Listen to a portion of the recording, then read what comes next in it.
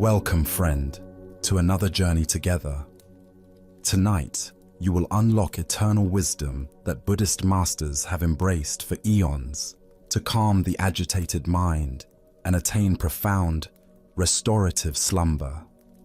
Feel free to share what time it is and where you are listening from. I'm going to share a meticulously curated collection of extraordinary Zen stories that unveil the profound mysteries of inner tranquility and emotional release. Each narrative holds a powerful, transformative lesson that can profoundly alter your connection to anxiety, frustration, incessant rumination, and the ceaseless chase for more. These are not mere tales for drifting off. They are meticulously preserved teachings from masters who comprehended a truth many of us have overlooked. That true peace isn't discovered by altering our external conditions, but by transforming our internal relationship with them. As the Buddha wisely stated, peace comes from within, do not seek it without. Over the course of our exploration, you'll uncover precisely how these timeless truths can reshape your existence. As we dive into these remarkable accounts, you'll observe something truly profound begin to unfold. The persistent grasp of worry will start to recede. The incessant dialogue of your thoughts will gradually soften. You'll find yourself effortlessly sinking into a state of deep comprehension and rest. So settle in profoundly now. Let your body surrender into whatever supports you. Take one slow breath with me, and as you exhale, recognize that you are about to receive teachings that have awaited you for a long time. Let us begin with our first story about the profound wisdom found in the simplest moments of creation. This is the story of the weaver's thread. In a remote village, nestled by a winding river, where the sound of flowing water mingles with the gentle rhythm of daily life, there lives a weaver named Kiko. Her small wooden loom stands by the window of her humble home, and here she spends her days creating intricate patterns from threads of silk and hemp. Her fingers move with practiced grace, each motion deliberate and mindful, as if she is composing a silent symphony with fiber and color. The threads themselves seem to dance in her hands, some delicate as spider's silk catching morning dew, others strong and coarse like the roots of ancient trees. Yet under Kiko's patient guidance, each finds its place in the emerging tapestry, contributing to a beauty that none could achieve alone. One day, as golden afternoon light streams through her window, a traveling monk approaches her doorway. His robes are worn smooth by countless miles of walking, and his wooden staff bears the polish of many hands and many journeys. He has been watching Kiko work from the village path, observing the peaceful concentration that seems to radiate from her small workspace. "Kiko," the monk inquires gently, his voice carrying the soft authority of one who has spent years in contemplation. "What is the most difficult thread to weave?" Kiko pauses in her work, her shuttle resting motionless in her hand. The question seems to hang in the air like incense, requiring not just an answer, but genuine consideration. She looks at the threads before her, the completed portions of her work, the empty spaces waiting to be filled, and the countless spools of possibility that surround her loom. "Master," she replies after a long moment, "the most difficult thread is not the finest silk that requires the gentlest touch, nor the coarsest hemp that tests the strength of my fingers. The most difficult thread is the thread that is not yet there, the thread of tomorrow's work, the thread of the pattern I have not yet begun to imagine." The monk nods slowly, understanding flickering in his eyes like candlelight. And what would you say is the easiest thread to work with? Kiko's face softens into a gentle smile, the kind that comes from deep knowing rather than mere happiness. The easiest thread, Master, is the thread of this very moment. It is already in my hand, already part of the fabric taking shape before me. It requires no worry about what has been woven in the past, no anxiety about the patterns yet to come, only the gentle pull, the mindful placement, here and now. The monk bows deeply, recognizing that he has received a teaching as intricate and beautiful as any tapestry. As he continues on his journey, the rhythmic sound of Kiko's loom follows him down the path, a quiet reminder of wisdom found in the eternal present. The Buddha once said, "If you want to know your past, look at your present condition. If you want to know your future, look at your present actions." This ancient wisdom illuminates the profound truth that Kiko embodies in her daily practice. The only thread we can truly weave is the one passing through our hands in this moment. Why do we struggle so intensely with the threads that do not yet exist? Zen Buddhism reveals that our suffering often comes not from present circumstances, but from our mental entanglement with time itself. We exhaust ourselves trying to weave tomorrow's patterns while the thread of today lies waiting in our hands, neglected and unused. The mind, always planning and preparing, convinces us that happiness lies in mastering future threads or correcting past mistakes in our tapestry. Yet this very thinking pulls us away from the creative power available right now. Like Kiko, we can only weave one thread at a time, and that thread is always the present one. Consider how often throughout your day you struggle with invisible threads. The conversation you'll have with your boss tomorrow, the project due next week, the apology you should have offered yesterday. These phantom threads create a false sense of urgency, making us feel simultaneously behind and ahead of ourselves, never quite here where the actual weaving happens. Zen teacher Suzuki Roshi taught, "Each of you is perfect the way you are, and you can use a little improvement." This playful paradox speaks to the weaver's wisdom. We can appreciate the pattern as it exists, while remaining open to what wants to emerge, without anxiety about perfection or attachment to specific outcomes. The thread in our hands right now might be a difficult conversation that needs having, a simple task that deserves our full attention, or even the breath moving through our bodies. When we bring complete presence to this single thread, we discover that it contains everything necessary for the moment's pattern to unfold naturally. In Japanese aesthetics, there is a concept called wabi-sabi, the beauty found in imperfection and impermanence. A true weaver understands that some threads will break, colors will fade, and patterns will sometimes emerge differently than planned. This is not failure, but the natural rhythm of creation itself. The Buddha taught, "Do not believe in anything simply because you have heard it, but after observation and analysis, when you find that anything agrees with reason and is conducive to the good and benefit of one and all, then accept it and live up to it."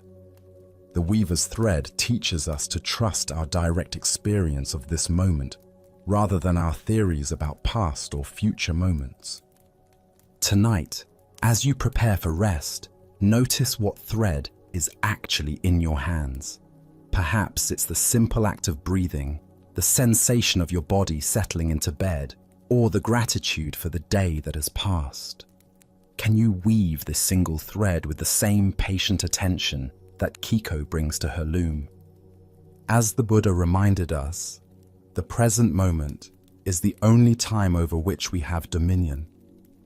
By learning to weave skillfully with the threads we actually possess, we create a life of beauty, one mindful moment at a time.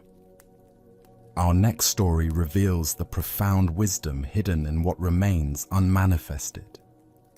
This is the story of the sound of the unturned stone.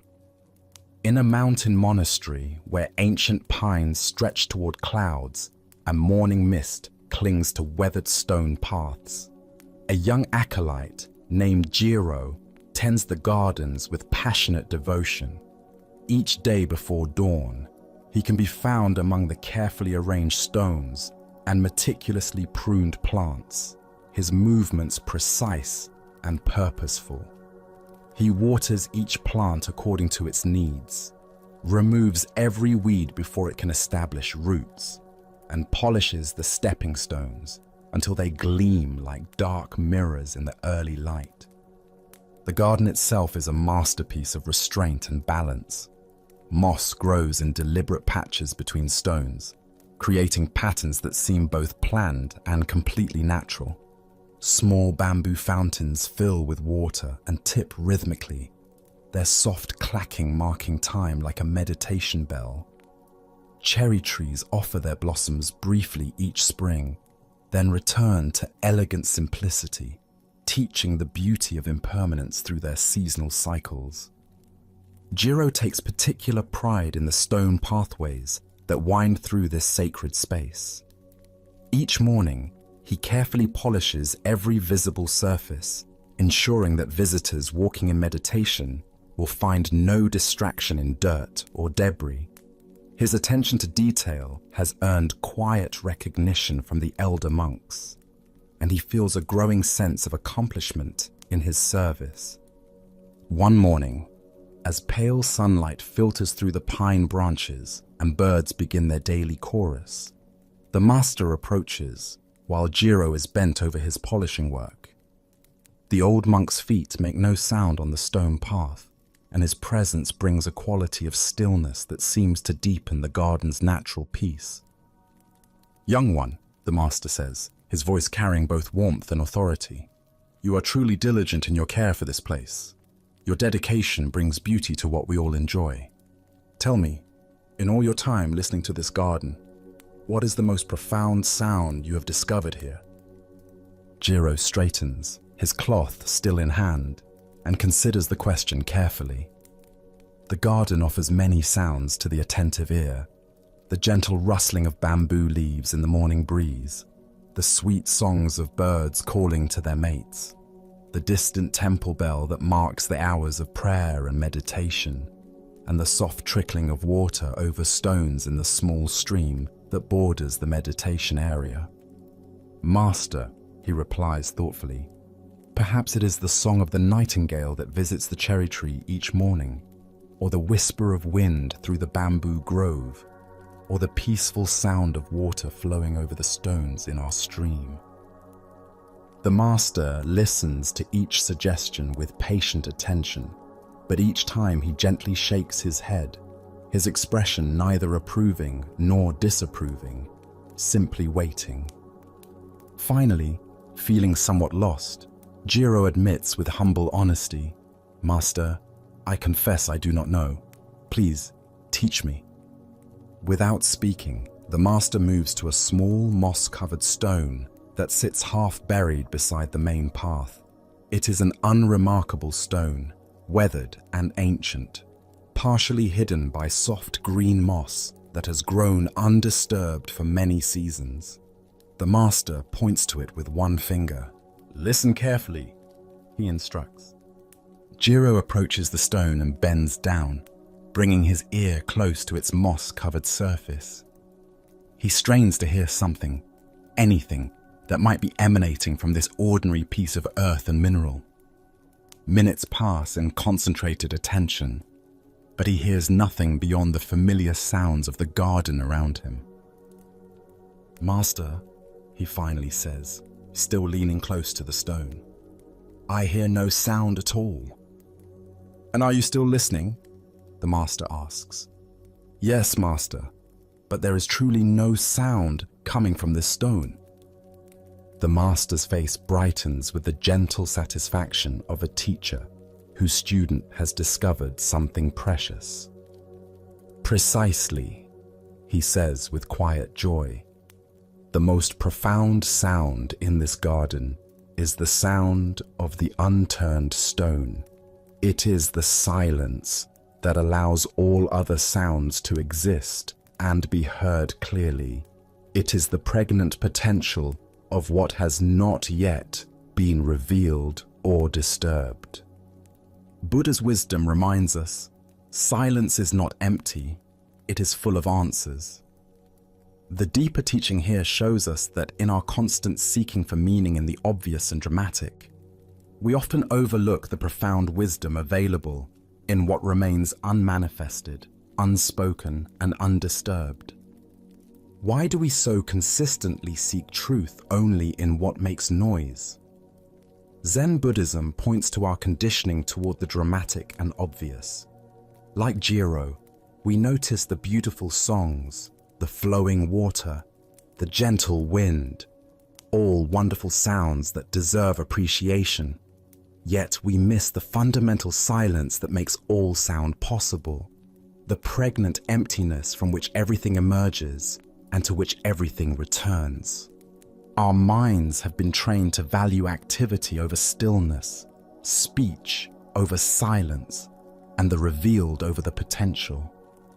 We live in a culture that rewards those who speak loudest, move fastest, and produce most visibly. In this environment, the profound teaching of the unturned stone becomes even more precious and necessary. Consider the unturned stones in your own experience, the words you choose not to speak in a heated moment, allowing space for understanding to emerge. The problems you don't immediately try to solve, giving wisdom time to arise naturally. The decisions you don't rush into, honoring the intelligence of careful consideration. Zen master Huangpo taught, the foolish reject what they see, not what they think. The wise reject what they think, not what they see. The unturned stone represents all the wisdom that becomes available when we stop thinking our way to understanding and start listening to what lies beneath our mental activity. In our daily lives, we encounter countless unturned stones. The pause before responding to criticism, the moment of not knowing that precedes genuine insight, the comfortable silence between friends that holds more intimacy than any conversation, the space between thoughts where creativity often emerges. These are the sounds of the unmanifested, full of potential and power. The Buddha said, "Better than 1,000 hollow words is one word that brings peace." Sometimes the most profound word is the one left unspoken, the stone left unturned, the silence left undisturbed. This is not passivity, but the deepest kind of action, the action of creating space for truth to reveal itself naturally. Meditation practice trains us to appreciate the sound of the unturned stone. In sitting quietly, we learn to value the spaces between thoughts as much as the thoughts themselves. We discover that wisdom often arises not from analyzing our experience, but from resting in the pregnant silence that underlies all experience. Tonight, as you settle into the quiet of evening, can you listen for the sounds of your own unturned stones? Perhaps it's the decision you haven't forced, the judgment you haven't made, or the problem you haven't tried to solve. What wisdom might be available in these spaces of not knowing? As the Buddha taught, in the end, just 3 things matter: how well we have lived, how well we have loved, how well we have learned to let go. Learning to let go includes learning to leave some stones unturned, trusting the profound intelligence of what chooses to remain silent and potential. Let us continue our journey with a tale about recognizing true value beneath surface appearances. This is the story of the empty bowl and the thirsty traveler. Along a dusty road that winds between distant cities, where merchants and pilgrims travel with their worldly possessions and spiritual longings, there stands a simple dwelling. Here lives a Zen master, known throughout the region for a single act of kindness. He offers cool, fresh water to any thirsty traveler who passes his gate. Beside the weathered wooden entrance, he keeps a humble wooden bowl, unadorned and simple, carved from plain oak and worn smooth by countless hands. The bowl itself tells a story of service. Its rim bears the gentle marks of lips that have found relief in desperate moments. Its surface has been darkened by sun and rain, seasoned by years of faithful use. Though it possesses no decorative elements or precious materials, it has served its purpose thousands of times, bringing refreshment to those who needed it most. On this particular afternoon, as the sun reaches its peak and the air shimmers with heat, a wealthy merchant approaches the master's gate. His silks are the finest money can buy, dyed in deep purples and brilliant golds that speak of extensive trade connections and successful ventures. His pack animals carry treasures from distant lands, ivory, spices, jeweled ornaments, and bolts of cloth that shimmer like captured sunlight. The merchant's throat burns with thirst, and sweat beads on his forehead, despite the shade of his elaborate parasol. When he sees the simple wooden bowl beside the gate, his expression shifts from relief to disdain. He examines the humble vessel as if it were somehow beneath his station, his fingers accustomed to silver goblets and crystal chalices. "Is this all you offer?" the merchant asks, his voice carrying both exhaustion and condescension. "A common wooden bowl? Where is your silver goblet, your crystal chalice? Surely a man of wisdom should provide something more befitting a traveler of quality." The master observes the merchant's discomfort with gentle understanding. Without speaking, he takes the simple bowl and walks to his well, where clear water rises from deep springs that have never failed, even in the driest seasons. He fills the vessel to its brim with water so pure it seems to hold light itself, then returns and offers it to the sweating merchant. The merchant hesitates, his pride warring with his body's desperate need.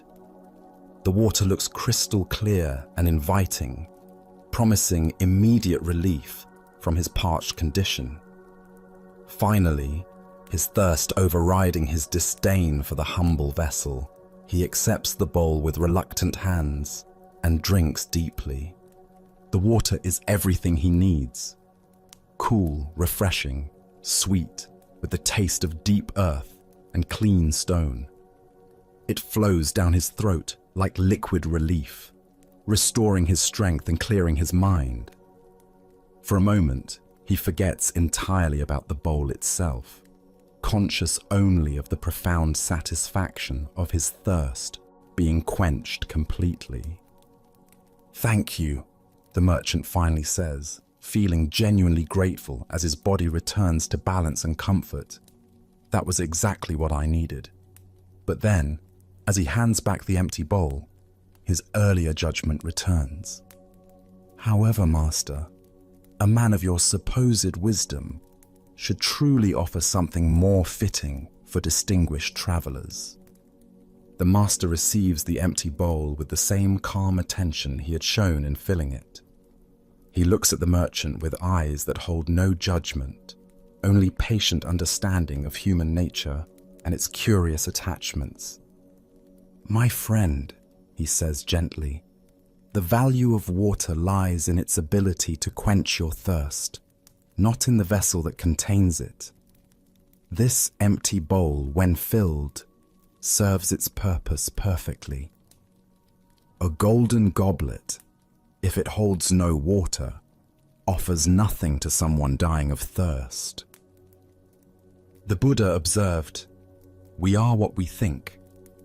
All that we are arises with our thoughts.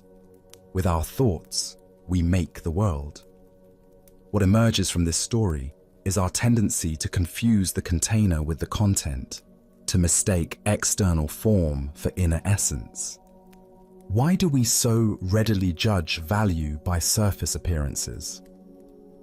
Zen Buddhism reveals that our conditioned mind constantly categorizes experiences based on external characteristics rather than their actual ability to serve our deepest needs. We have been trained to associate worth with expense, beauty with decoration, and value with rarity, often missing the profound utility of simple things. This pattern extends far beyond material objects. We dismiss wisdom that comes in humble packaging while seeking teachers who display impressive credentials.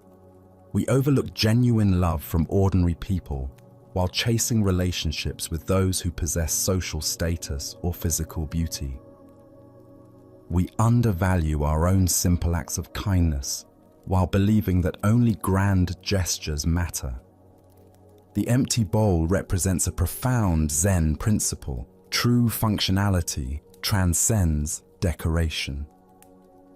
When we are truly thirsty, whether for water, understanding, love, or peace, what matters is not the elegant presentation, but the genuine capacity to satisfy our need.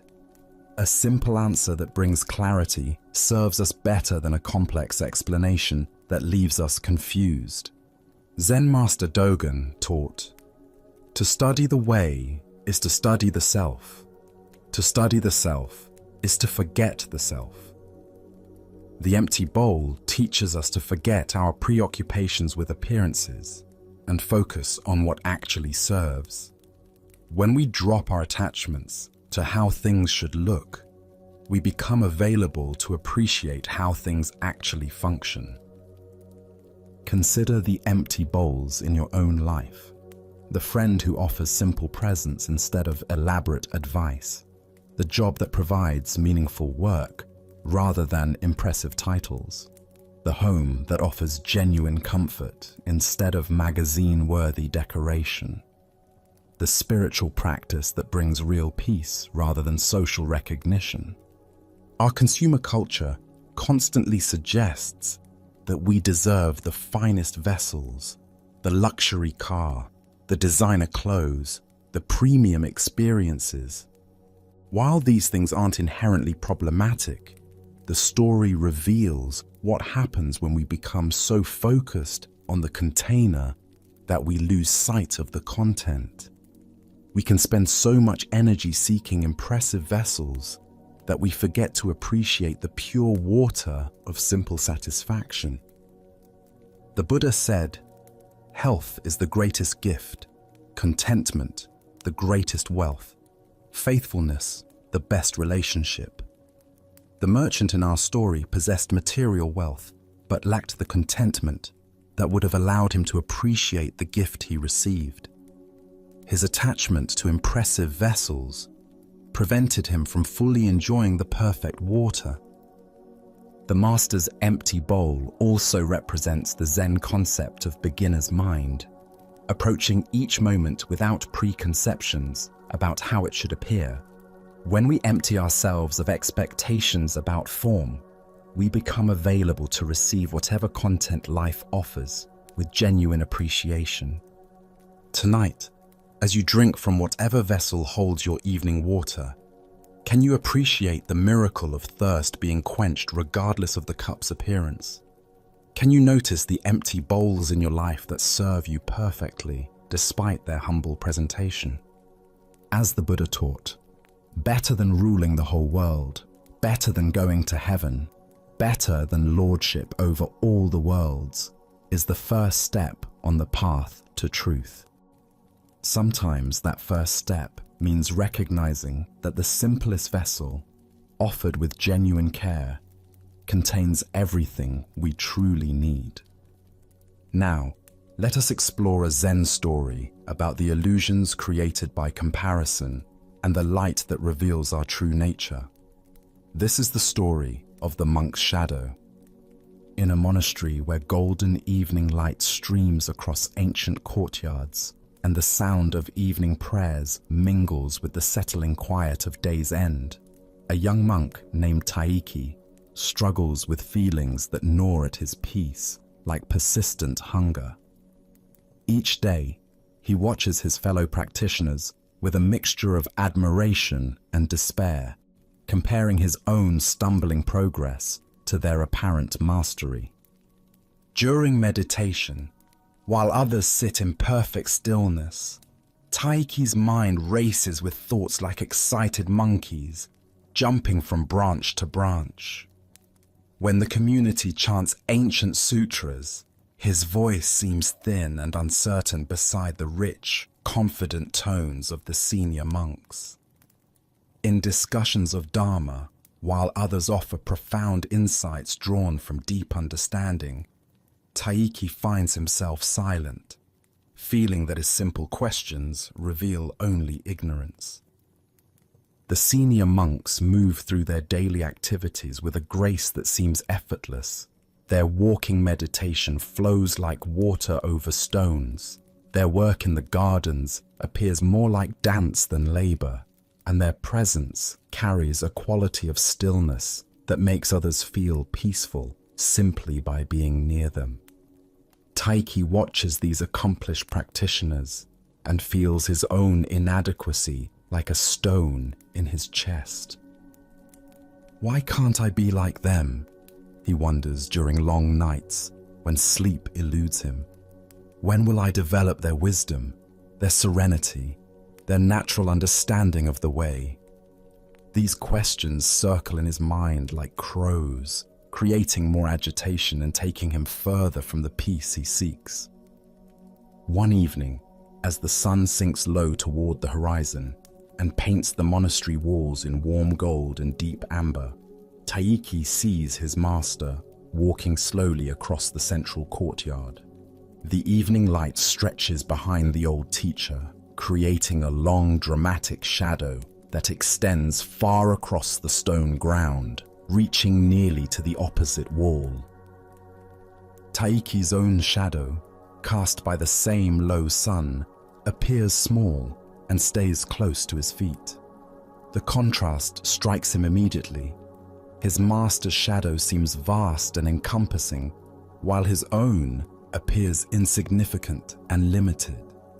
Even their shadows, he thinks with familiar sadness, reveal the great difference between them. Gathering his courage, Taiki approaches his teacher with the hesitant steps of one who fears his question might reveal foolishness. "Master," he says, bowing respectfully, "I have been observing our shadows in this evening light. Yours stretches so far across the courtyard, so vast and encompassing. Mine always seems so small, so close to me. Even in our shadows, the difference in our spiritual development is apparent." The master stops walking and looks thoughtfully at both shadows, his own long and distorted by the low angle of the sun, and Taiki's shorter and more compact. A gentle smile appears on his weathered face, the kind of expression that suggests understanding rather than amusement. "Young Taiki," he asks with quiet curiosity, "tell me, when is a shadow at its longest and most dramatic?" Taiki considers the question, watching how the shadows shift slightly as a light breeze moves the branches overhead. "When the sun is low in the sky, master," he answers, "at dawn or dusk, when the light comes from near the horizon." "Very good. And when is a shadow at its shortest? When the sun is directly overhead, at noon, when the light comes from above. The master nods with satisfaction, pleased that his student understands the simple mechanics of light and shadow. Just so, young one. Now consider this carefully. When you feel your shadow is small and close to you, it means the light is shining directly upon you from above. When someone's shadow appears long and dramatic, it means the light is coming from far away, at a low angle. He pauses, allowing these words to settle into Taiki's understanding like seeds finding fertile ground. In spiritual life, the master continues gently, when you see others casting long shadows of apparent wisdom and accomplishment, remember that this often means they are standing in the light of distant teachings, far from the direct illumination of present moment awareness. When your own shadow seems small, it may mean that the light of understanding is shining directly upon you, here and now. Ancient Buddhist wisdom tells us, comparison is the thief of joy and the enemy of awakening. Here we discover a profound truth about the nature of spiritual progress and the illusions created by measuring ourselves against others. Why do we torment ourselves so persistently with comparison? Zen Buddhism explains that the ego mind thrives on measurement and ranking, constantly seeking to establish its position relative to others. This mental habit, useful in some practical situations, becomes a source of suffering when applied to the inner journey of awakening. The shadow represents our projected sense of spiritual achievement, the image we create about our own and others' progress on the path. Like actual shadows, these projections change dramatically based on the angle of our perspective and the time of day in our understanding.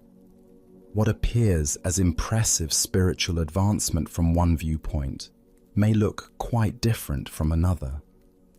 Consider how often throughout your day you cast long shadows of comparison.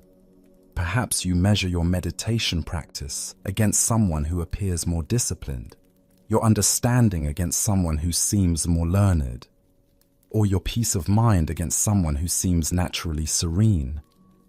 Each comparison creates a shadow drama that obscures the direct light available in your own experience.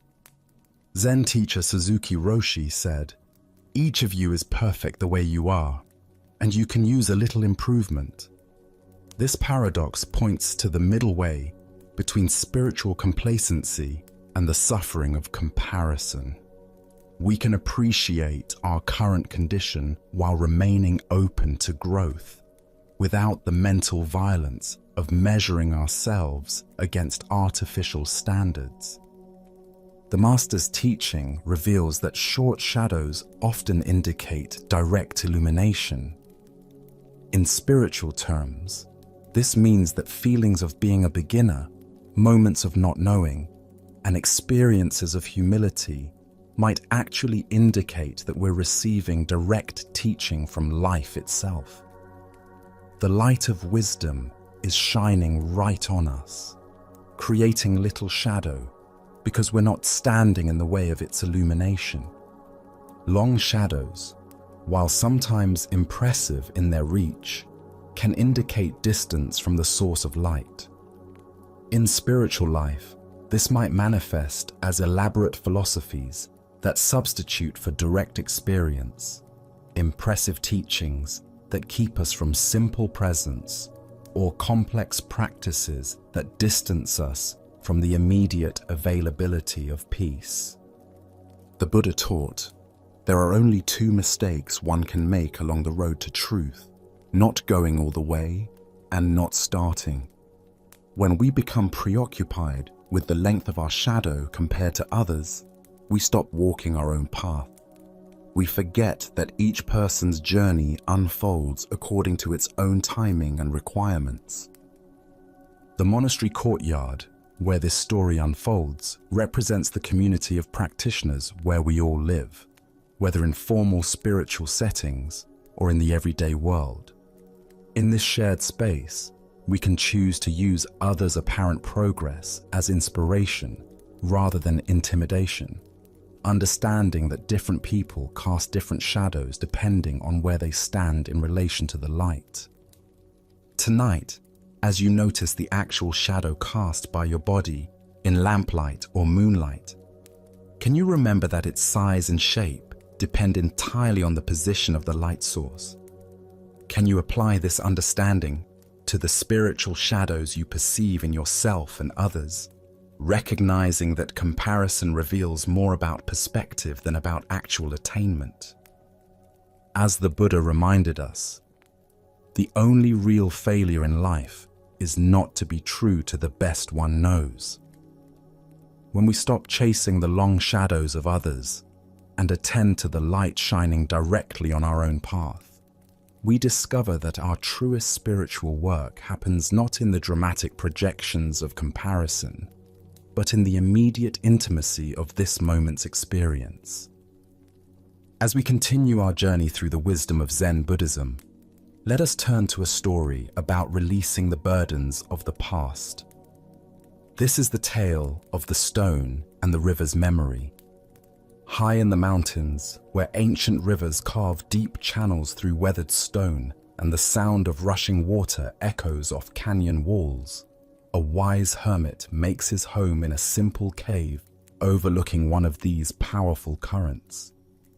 For decades, he has lived here in solitude, watching the endless dance of water over rock, learning from the river's constant teaching about flow, persistence, and the art of letting go.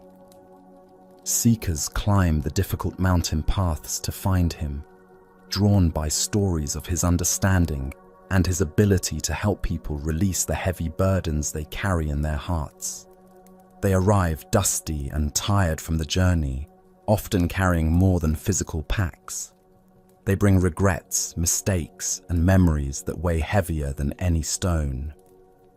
On this particular morning, as mist rises from the water and early sunlight illuminates the canyon walls in gold and amber, a middle-aged man sits before the hermit, with tears streaming down his weathered face. His shoulders shake with the weight of sorrow that has become his constant companion, and his voice breaks as he tries to speak of his pain. "Master," he says through his tears, "I cannot escape the memory of what I did 5 years ago. It was a terrible decision, one moment of anger and selfishness that destroyed relationships I treasured and caused pain to people I loved. Since then, not a day passes without this memory returning to torment me. It feels like a massive stone tied to my heart, dragging me down no matter how I try to move forward." The hermit listens with the patience of one who has heard countless similar stories, understanding that human suffering often comes not from what happens to us, but from our relationship to what has already happened. He sees the exhaustion in the man's eyes, the way past guilt has carved lines of worry into his face, aging him beyond his years. Without speaking, the hermit reaches down to the riverbank and selects a smooth, rounded stone from among the countless others that line the water's edge. The stone fits perfectly in his palm, polished by years of interaction with the flowing current, its surface bearing the subtle marks and indentations that speak of its long journey downstream. "Look carefully at this stone," the hermit says, holding it up to catch the morning light. "Do you see the marks upon its surface?" The troubled man leans closer, grateful for any distraction from his inner torment. "Yes, master," he replies, studying the stone's weathered contours. "I can see scratches and small indentations, places where it looks worn smooth, and others where it appears chipped or scraped." These marks, the hermit explains with gentle authority, are the river's memory written in stone. Each mark tells a story, Every turn the stone has taken, every fall it has survived, every encounter with other stones during its long journey downstream. The smooth areas speak of gentle periods when the water caressed it softly. The chips and scratches tell of more dramatic moments, floods, collisions, times when the current was fierce and unforgiving. The hermit pauses, allowing the man to contemplate the stone's surface, seeing it now as a record of experience rather than simply an object. But tell me, the hermit continues, does the river cling to these memories? When this stone tumbled over that waterfall last spring, does the river spend its time reliving that moment? When it crashed into another stone during the autumn floods, does the river hold on to resentment about the collision? The man considers this question, his analytical mind beginning to engage with something beyond his personal pain. "No, master," he says slowly. "The river just continues to flow. It doesn't seem to dwell on what happened." "And the stone itself?" the hermit asks. "Do you think it resists the river's flow because of its past experiences? Does it refuse to move forward because it remembers being tumbled or scraped?" "No," the man responds with growing understanding. "It seems to allow the water to carry it wherever the current leads. It doesn't fight against the flow." The hermit nods with satisfaction, seeing that his teaching is taking root. The river continues its endless journey, embracing everything that enters its flow and releasing everything that departs. This stone, too, does not resist the river's movement. It allows itself to be carried, shaped, and transformed by each new moment of contact with the flowing water. Buddha's wisdom reminds us, holding on to anger is like grasping a hot coal with the intent of throwing it at someone else. You are the one who gets burned.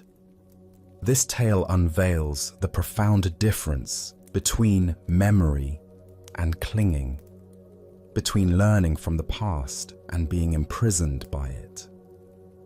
Why do we torture ourselves by carrying stones that the river of life has already released? Zen Buddhism points to several mental habits that create this unnecessary burden. First is our tendency towards self-identification with our mistakes, thinking, "I am someone who did that terrible thing," rather than, "I am someone who once did something I regret." This subtle difference determines whether past actions become stepping stones for growth or millstones that drag us under. Second is our misunderstanding of responsibility. We often confuse taking responsibility for our actions with endlessly punishing ourselves for them. True responsibility includes making amends where possible, learning from our mistakes, and then allowing the river of present moment awareness to continue flowing rather than dam it up with guilt and regret. Third is our attachment to the story of our suffering. Sometimes we become so identified with our pain that releasing it feels like losing ourselves. The weight of the stone becomes familiar, and we mistake this familiarity for necessity, not realizing that we can learn from our experiences without carrying them as permanent burdens. Consider the stones you may be carrying in your own life, perhaps harsh words spoken in anger that you replay endlessly, seeking to change what cannot be changed. Maybe missed opportunities that you continue to mourn, instead of remaining available for new possibilities, or relationships ended badly that you relive, rather than allowing their lessons to inform your present connections. Zen master Thich Nhat Hanh taught, "Thanks to impermanence, everything is possible." The stone in the river teaches us that our past actions, no matter how regrettable, are also impermanent. They shaped us, but they need not define us permanently. Like the stone being smoothed by constant contact with flowing water, we can allow the present moment to gradually transform the rough edges of our guilt and regret. The hermit's action of throwing the stone back into the river represents the conscious choice to release what we've been carrying unnecessarily. This doesn't mean denying our past or avoiding responsibility for our actions. Instead, it means learning what the river teaches, how to let the flow of life continue without resistance, carrying us toward new experiences and opportunities for growth. The Buddha said, "If you want to fly, you have to give up the things that weigh you down." Each moment offers us the choice between clinging to the stones of past regret or allowing them to be carried away by the river of present awareness. We can honor what we've learned from difficult experiences while releasing our attachment to being defined by them. Tonight, as you hear the sound of water moving, whether from a faucet, rain on the roof, or the memory of rivers you've known, can you feel what stones you might be ready to release? Can you trust the flow of this moment to carry away what no longer serves while preserving the wisdom that helps you move forward more skillfully? As the Buddha taught, what we think, we become. All that we are arises with our thoughts. With our thoughts, we make the world. By learning to think like the river rather than the stone, we discover that freedom lies not in avoiding the marks of experience, but in allowing life's flow to continuously smooth and transform us into something more beautiful than we could have planned.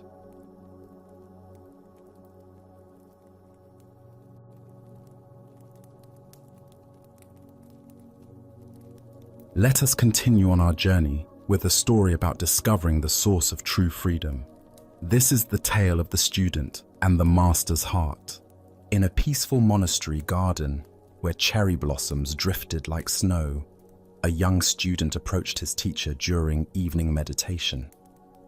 The master sat beneath an ancient maple tree, twilight painting the sky in soft purples and golds.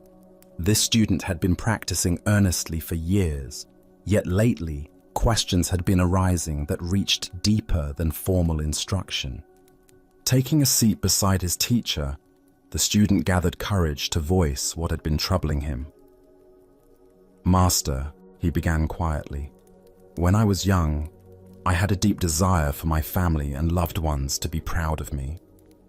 I wanted to excel in studies, to accomplish things that would make them beam with joy. Were you ever the same way?" The master turned his gentle gaze toward the student, seeing in the young man's eyes the same earnest longing that had once driven his own seeking. After contemplative silence, he replied simply, "Yes, I was very much the same." The student felt relief at this admission. "Why did you desire their pride so intensely?" he asked. "What was driving that need for approval?" The master smiled with tender recognition. "I wanted them to feel they had more reason to love and accept me," he said thoughtfully. "If I could make them proud, surely their love would be secure and abundant. But the reason I desired this went even deeper." The student leaned closer, sensing they were approaching something essential. "I sought their love so desperately," the master continued, "because I, in turn, would feel I had sufficient reason to love and accept myself. I was seeking permission from others to feel good about who I was. Their approval would be evidence of my worthiness even to myself. That was what lay at the root of all my striving." The master paused, watching the first stars appear. "But then one day, I awakened to a revolutionary possibility. I realized I could ask myself a different question. What if I could bypass all external validation and simply learn to love and accept myself unconditionally? What if I didn't require anyone else's approval to feel genuinely good about my existence?" The student felt something shift in his chest as these words settled. I imagined what it would be like if my happiness no longer depended on outer circumstances, on whether people approved or disapproved of my choices. What if my sense of worth could be as constant as my own heartbeat, independent of any external validation? The student could feel his teacher's words pointing toward a freedom he had never considered. And that realization began your quest for self-realization? Exactly, the master nodded. That was when my true spiritual journey began, not with seeking something outside myself, but with discovering what was already complete within. After contemplative silence, the student asked, "And did you never again desire their pride? Did that longing completely disappear?" The master chuckled softly. "Oh, my ego certainly continued to desire approval. Conditioned patterns don't vanish overnight, but something fundamental had shifted in my relationship to those desires. I no longer completely identified with my ego as I had before." He gestured toward the darkening garden, where fireflies had begun their dance. "I learned to see those approval-seeking thoughts as passing phenomena, like these fireflies appearing and disappearing. I could observe them with interest and compassion, but I no longer gave them power to determine my worth." "So you still cared what others thought?" the student asked. "I respected their opinions and honored their perspectives," the master replied. "But I no longer gave them so much weight. Their approval became like weather, sometimes pleasant, sometimes not, but no longer the determining factor in whether I felt at peace with myself." The master's face radiated quiet joy. "And never had I felt so free as when I finally released myself in this way. It was like discovering I had been carrying invisible chains for decades, and suddenly they fell away. The love I had been seeking outside was revealed to have been within me all along." Buddha's wisdom reminds us, if you truly loved yourself, you would never hurt yourself with destructive thoughts, actions, or choices. This teaching points to the heart of the master's discovery. Most suffering stems from the mistaken belief that we must earn the right to love ourselves through external achievements or approval. Here, we discover one of the most revolutionary insights available. Self-love is not a reward to be earned, but our natural birthright to be claimed. We are born complete and worthy, not because of what we accomplish, but simply because we exist. Why do we find unconditional self-love so difficult? From childhood, we absorb messages suggesting love must be earned through good behavior, achievement, or pleasing others. We learn to treat ourselves the way we were treated, often with criticism and conditions. These patterns become so familiar that unconditional self-acceptance feels foreign. Our culture intensifies this conditioning by promoting the myth that happiness comes from external sources. Each message reinforces the delusion that we are incomplete as we are. Consider how much mental energy goes toward managing others' opinions. How often do you modify authentic expression to gain approval? How much self-worth depends on external feedback rather than internal recognition of inherent value? When we love ourselves unconditionally, we create a foundation of fulfillment that allows us to enjoy others' affection without depending on it. We can receive compliments with gratitude rather than desperate hunger, and handle criticism without devastation, because our core worth remains untouched. The Buddha said, "You can search throughout the entire universe for someone more deserving of your love and affection than you are yourself, and that person is not to be found anywhere. You, yourself, deserve your love and affection." This isn't narcissism. It's recognition of fundamental truth about consciousness itself. Tonight, As you rest in this moment's quiet, can you sense the presence that is reading these words? This awareness that knows your thoughts and witnesses your experiences is not improved or diminished by anything that happens. It remains constant and clear, like space itself. What would it be like to treat this aware presence with the tenderness it deserves? Perhaps you could offer yourself the same patience you'd give a beloved child learning, or the same compassion you'd feel for a friend in difficulties. As the Buddha taught, hatred is never appeased by hatred. By non-hatred alone is hatred appeased. Self-criticism is never healed by more self-criticism. Only by learning to love ourselves exactly as we are do we create inner conditions for authentic transformation. In discovering this unconditional love within, we find the freedom we sought through others' approval was always here, beating steadily in our own hearts. Let us now turn to a story about the deceptive nature of appearances and the masks we wear in seeking acceptance. This is the tale of the hungry abbot and the generous robe. In a bustling merchant quarter of an ancient Chinese city, where silk traders and wealthy families built elaborate houses behind high walls, there lived a man whose prosperity was known throughout the region. His mansion boasted carved jade doorways, courtyards filled with exotic birds, and servants who attended to every detail of daily life. This man took great pride in his position and was particular about maintaining his reputation among other prominent citizens. One morning, as autumn rain fell steadily on the cobblestone streets, a figure approached his ornate front gate. The visitor was a Zen abbot from a mountain monastery, but he appeared as nothing more than a beggar. His simple brown robes were patched and worn thin from years of use. His sandals were cracked and muddy from walking mountain paths, and his wooden begging bowl showed the stains and scratches of countless meals received in charity.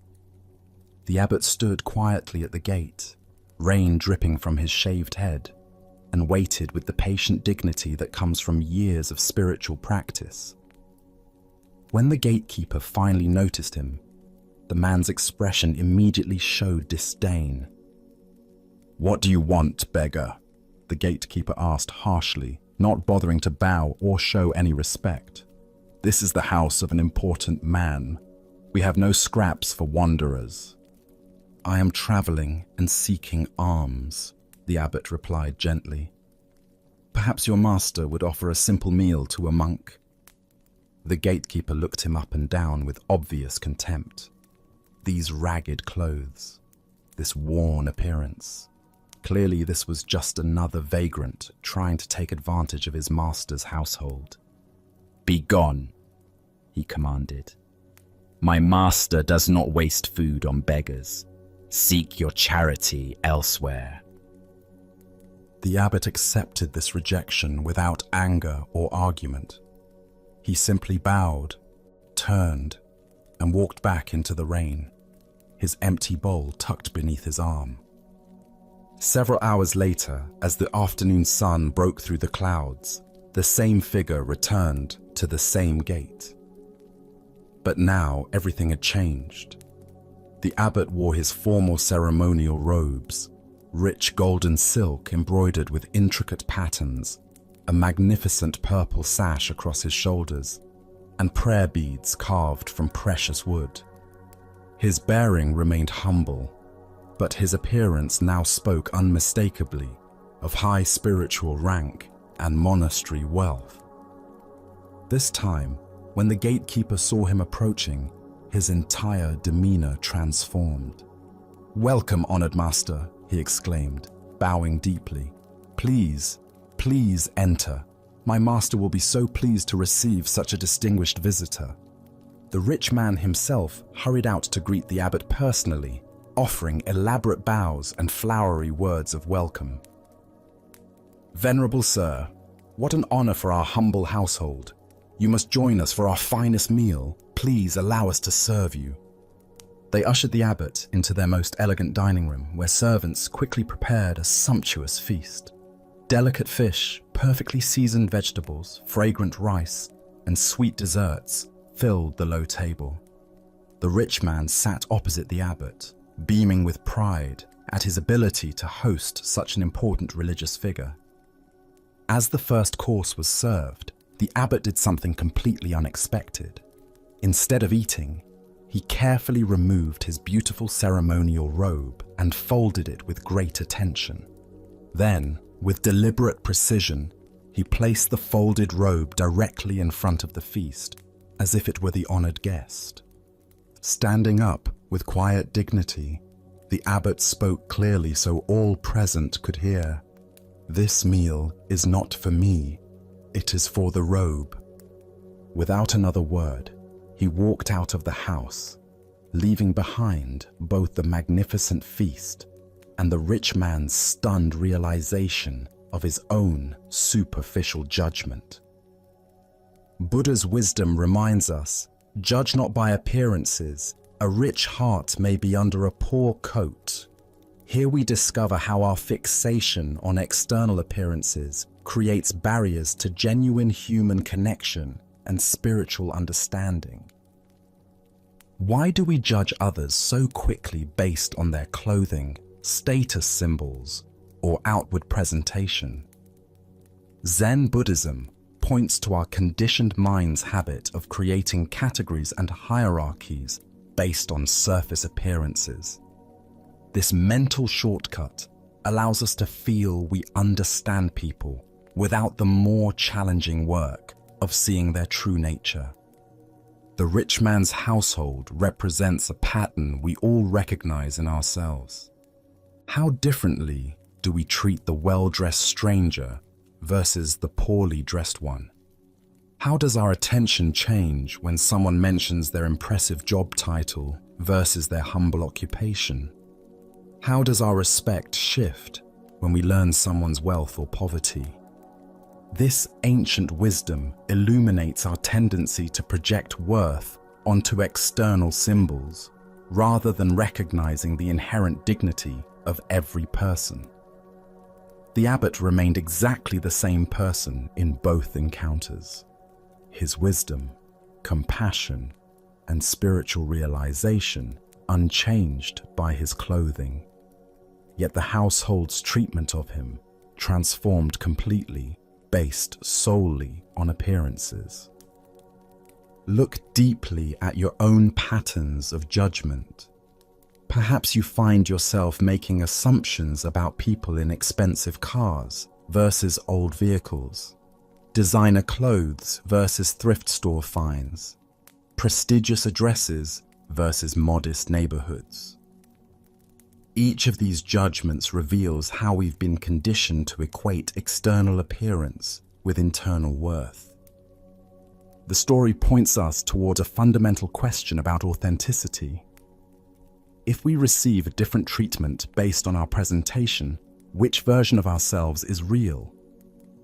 Are we the person in casual clothes running errands, or the person dressed professionally for important meetings? Are we the one seeking help, or the one offering it? In Zen practice, we cultivate what's called original face, the authentic self that exists beneath all roles, costumes, and presentations. This original face doesn't change whether we're wearing rags or ceremonial robes, whether others treat us with respect or dismissal. Zen Master Bankei taught, "Your original face is not born and does not die." This teaching invites us to recognize that our essential nature, our capacity for awareness, love, and wisdom remains constant, regardless of how others perceive us or how we present ourselves to the world. The abbot's teaching was not just for the rich man, but for all of us who might witness his story. By feeding the robe instead of himself, he revealed how often we relate to people's personas rather than their essence. We honor the title, the clothing, the symbols of status, while missing the actual human being present before us. Consider how this insight might transform your daily interactions. The server at your restaurant, the clerk at the store, the person asking for directions, each carries the same essential dignity as the most honored guest. The challenge is seeing past the uniforms, the circumstances, the social roles to the original face beneath. This doesn't mean we ignore practical realities or social conventions, but that we hold them more lightly.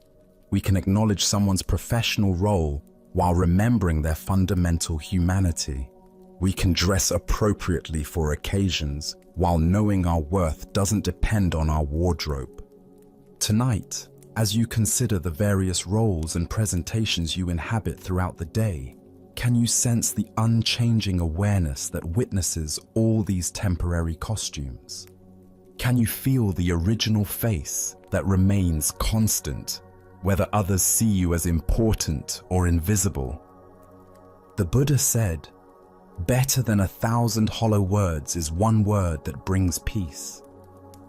The abbot's silent gesture spoke more powerfully than lengthy sermons about equality and compassion. By walking away from the feast, prepared for his appearance rather than his essence, he offered a teaching that continues to resonate across centuries. Now, let us explore a story about the difference between superficial understanding and lived wisdom. This is the tale of following the stream. In the heart of a vast wilderness, where towering pines stretched toward endless sky, two city dwellers found themselves completely lost. They had ventured into the high timber for what was supposed to be a simple day hike, but overconfidence and poor preparation had led them far from any familiar trail. For a day and a night, they wandered through the dense forest, their anxiety growing with each passing hour. The comfortable urban world they knew seemed impossibly distant. Every tree looked the same. Every path led to another confusing intersection, and their sense of direction had completely abandoned them. Just as panic was beginning to set in, they stumbled upon an old hermit sitting peacefully beside a small clearing. His weathered face spoke of years spent in solitude, and his calm presence offered immediate comfort to the desperate travelers. "How do we find our way back to civilization?" they asked urgently, their voices carrying the desperation of people who had exhausted their own resources. The hermit looked at them with kind eyes that seemed to see more than their immediate predicament. "I could tell you," he replied thoughtfully, "but you'd still get lost." The two men exchanged confused glances. This wasn't the straightforward directions they had hoped for. "What should we do?" they asked, their frustration evident. "Go with the flow," the hermit answered simply. "I beg your pardon," one of them responded, clearly expecting something more practical and specific. The hermit smiled and gestured toward a small stream that bubbled cheerfully through the clearing. "Go with the flow. You see that stream over there? Just follow it. Streams go into creeks, and creeks go into rivers, and rivers go through towns. Also, along the way you'll have water to drink and berries to eat." This practical advice made immediate sense to the lost travelers.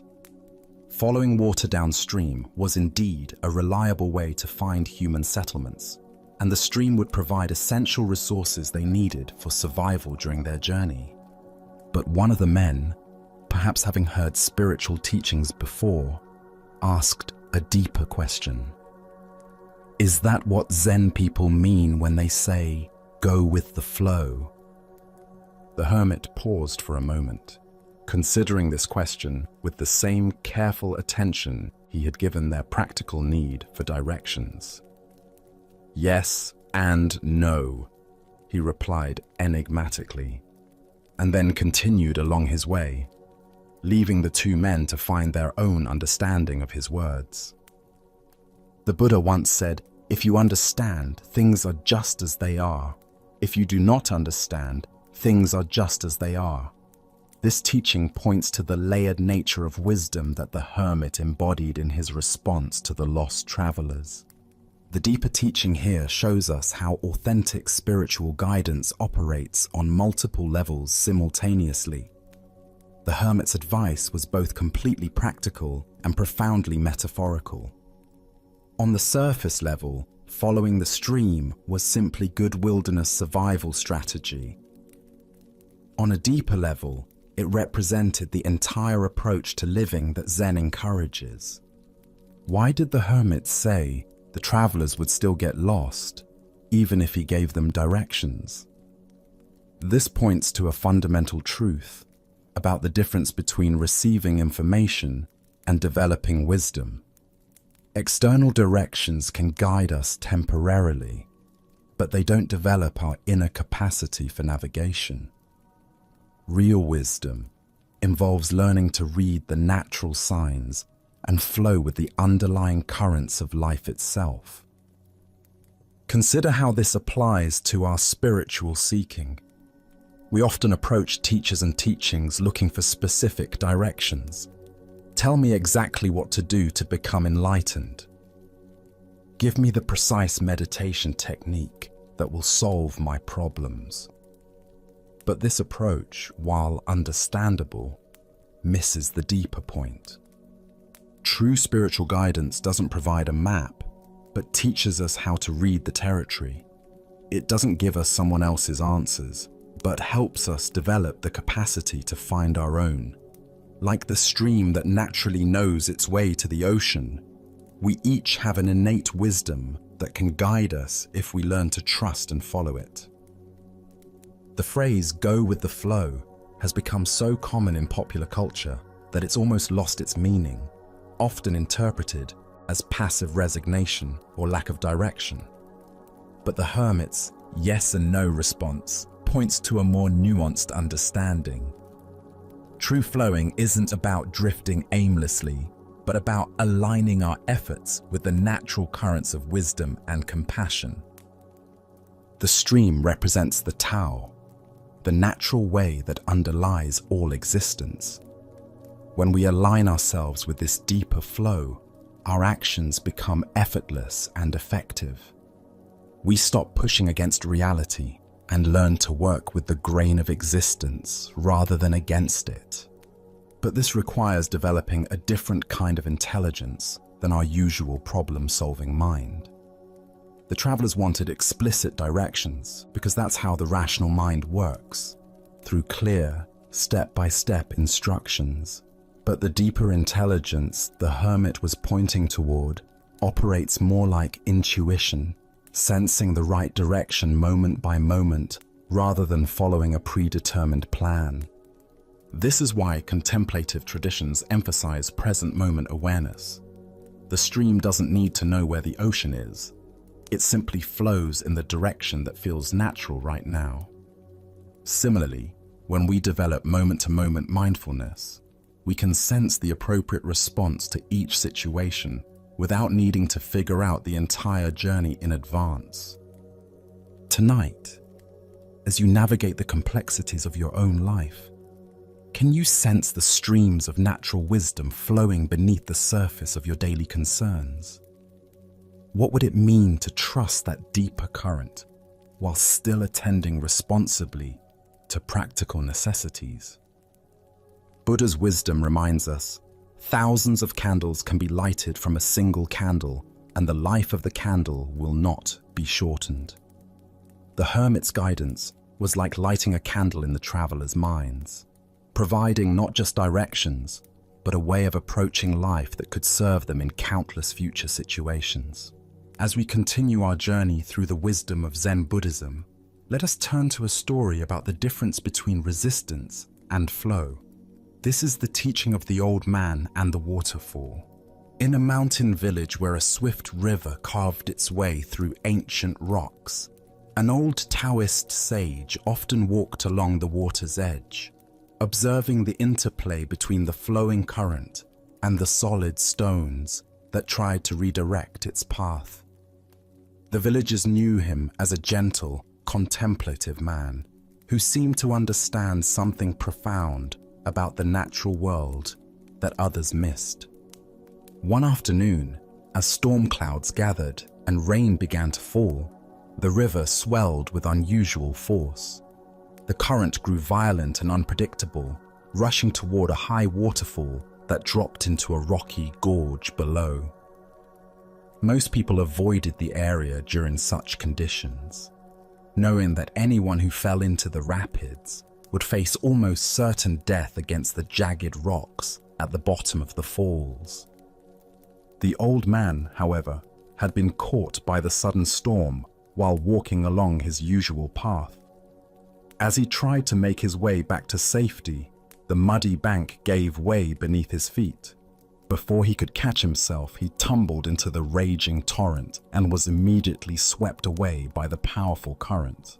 Villagers who witnessed his fall cried out in horror.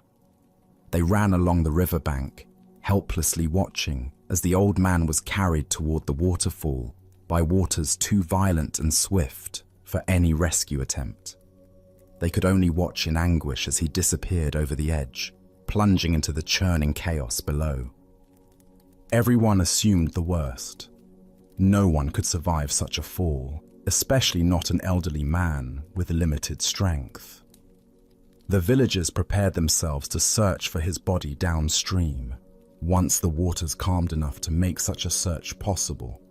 But to their amazement, as they hurried toward the base of the waterfall, they saw the old man emerging from the water far below, completely unharmed. He walked calmly to the shore, water streaming from his clothes, and sat down to rest as peacefully as if he had simply taken a refreshing swim on a pleasant day. The villagers rushed to him, unable to believe what they had witnessed. "How is this possible?" they asked in wonder.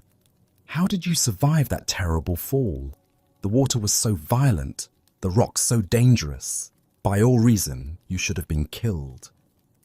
The old man smiled at their concern and amazement. He wrung water from his sleeves and considered their question carefully before answering. "I survived," he said simply, "because I accommodated myself to the water, not the water to me. When I felt myself falling, I did not fight against the current or try to force it to change direction. Without thinking, I allowed myself to be shaped by it. When the water wanted to go down, I went down. When it swirled, I swirled with it. Plunging into the whirlpool, I came out with the whirlpool. I became like the water itself, and this is how I survived." The villagers listened in silence, beginning to understand that they had witnessed something far more than a fortunate accident. They had seen a demonstration of a profound principle that the old man had spent years learning from his careful observation of the natural world. As the Buddha taught, nothing is permanent. Everything is subject to change. Being is always becoming. Here we discover the wisdom of working with life's currents, rather than exhausting ourselves in futile resistance to forces beyond our control. Why do we instinctively fight against difficult circumstances when flow and adaptation might serve us better? Zen Buddhism reveals that our ego mind believes it can control external conditions through force of will. But this approach often creates more suffering than the original difficulty. The old man's survival wasn't mere luck. It was the result of understanding something essential about the nature of existence itself. When we align ourselves with the natural flow of events, rather than demanding that life conform to our preferences, we often discover resources and possibilities that resistance makes invisible. Consider your own relationship with challenging circumstances. How much energy do you spend fighting against situations you cannot change? The old man's teaching suggests a different approach. not passive submission, but conscious adaptation that maintains our essential nature while flowing with changing conditions. This doesn't mean accepting harmful situations or abandoning our values. The old man didn't give up his desire to survive. He simply changed his strategy for survival. Instead of fighting the water's power, he used it. Instead of resisting its direction, he moved with it while maintaining his awareness and intention. In relationships, careers, and personal challenges, we often face similar choices. We can exhaust ourselves trying to force outcomes, control other people's behavior, or make external circumstances conform to our expectations. Or we can learn to work skillfully with what is actually present, finding creative ways to achieve our deeper purposes through accommodation rather than force. Zen master Lao Tzu taught, "Water is fluid, soft, and yielding, but water will wear away rock, which cannot yield and is destroyed." The old man embodied this teaching, demonstrating that apparent weakness can be a source of tremendous strength when applied with wisdom. The Buddha said, "Hatred does not cease by hatred, but only by love. This is the eternal rule." This principle extends beyond hatred to all forms of resistance. Problems are rarely solved by fighting against them directly, but by understanding their nature and finding ways to work with the underlying forces involved. Look deeply at a current source of stress or conflict in your life. Where are you trying to force the water to change direction rather than learning to swim with it? What would it mean to accommodate yourself to the situation while maintaining your essential values and intentions? Tonight, as you encounter the inevitable currents of daily life, unexpected changes, difficult people, circumstances beyond your control, can you remember the old man's wisdom? Can you find ways to maintain your center while flowing with forces you cannot change, discovering that sometimes the most direct path to your goals is the one that appears to go around obstacles rather than through them? Buddha's wisdom reminds us, in the end, just three things matter: how well we have lived, how well we have loved, how well we have learned to let go. Learning to flow with life's currents is ultimately about letting go of our need to control everything while maintaining our ability to respond wisely to whatever arises. Like water, we can be both powerful and yielding, both persistent and adaptive, both strong and gentle. Let us now turn to a tale about the thin boundary between heaven and hell within our own hearts. This is the story of the samurai and the gates. In feudal Japan, a battle-hardened warrior named Nobushige sought out the renowned Zen master Hakuin. The samurai's armor bore the scars of countless conflicts, and his eyes carried the weight of a man who had seen too much violence. He approached the master's simple dwelling with a question that had been burning in his mind since his last campaign. "Master Hakuin," Nobushige said, bowing stiffly in his heavy armor, "I have spent my life fighting for my lord, facing death countless times. Tell me truthfully, is there really a paradise and a hell awaiting us after death?" Hakuin looked up from his tea, studying the warrior with penetrating eyes. "Who are you to ask such a question?" he inquired calmly. "I am a samurai," Nobushige replied with pride, straightening his shoulders. "I serve my lord with honor and have never retreated from battle." Hakuin's expression suddenly shifted to one of disdain. "You, a soldier?" he exclaimed with a dismissive laugh. "What kind of ruler would have you as his guard? Look at yourself. Your face looks like that of a common beggar, weathered and crude. How could someone so lowly claim to be a protector of nobility? The words struck Nobushiga like physical blows. His face flushed red with anger, and his hand instinctively moved to the hilt of his sword. The insult to his honor was unbearable. "So, you have a sword," Hakuin continued, his voice dripping with mockery. "Your weapon is probably much too dull to cut off my head.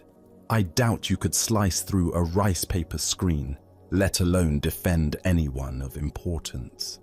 Unable to contain his rage any longer, Nobushiga began to draw his sword, the steel singing as it emerged from its scabbard.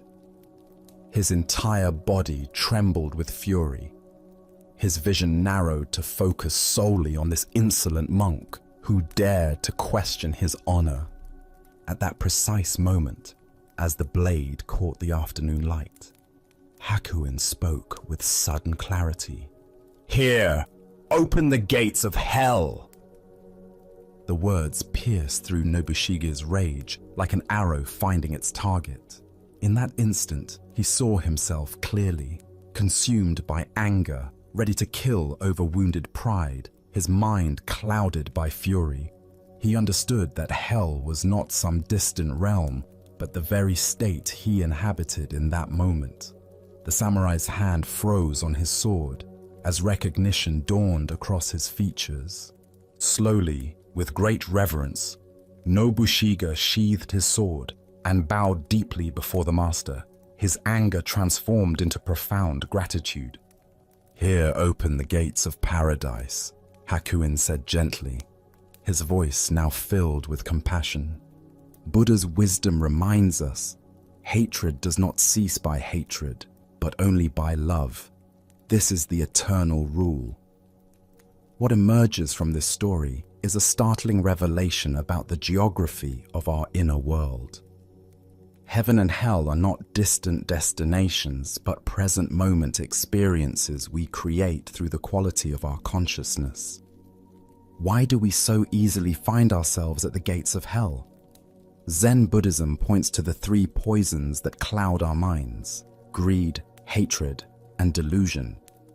When Nobushiga's pride was wounded, hatred arose instantly, transforming a peaceful afternoon into a realm of suffering. His entire reality shifted from curiosity about the afterlife to murderous rage in mere moments. The deeper teaching here shows us that we carry within ourselves the capacity for both states. Paradise and hell are not places we go to after death. They are experiences we inhabit while living. Each moment offers us the choice between the hell of reactivity and the paradise of awareness.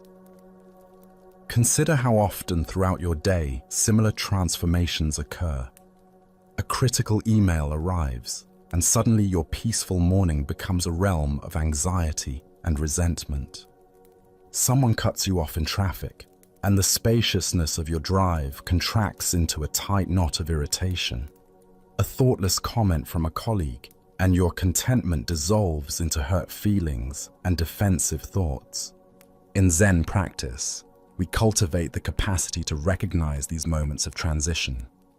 Like Nobushige drawing his sword, we learn to catch ourselves at the very moment we're about to enter hell through our reactions.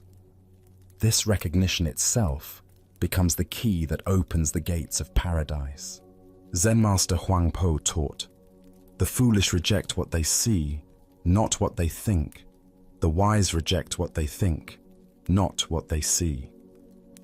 When we're caught in reactivity, we're rejecting the present moment, the master's teaching, the opportunity for awakening in favor of our thoughts about how things should be.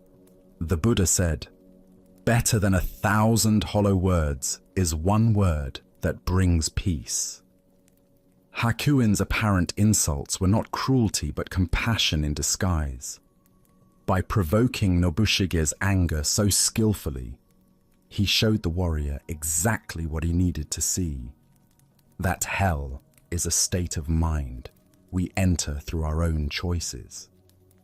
This teaching invites us to examine our own triggers. What words or situations instantly transport us to hell? Perhaps it's feeling unappreciated at work, being misunderstood by family, or facing unexpected challenges. Each of these experiences offers the same choice Nobushige faced. Will we draw our sword or recognize the teaching?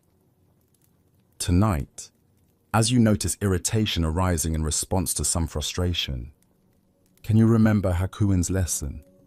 Can you recognize the moment when you're about to enter hell through your reactions and instead choose the paradise of awareness? As the Buddha taught, what we think, we become. In each moment, we are either opening the gates of hell through unconscious reactivity or opening the gates of paradise through mindful presence. Let us continue on our journey with a cautionary tale about the perils of spiritual superiority. This is the story of the clever monkey.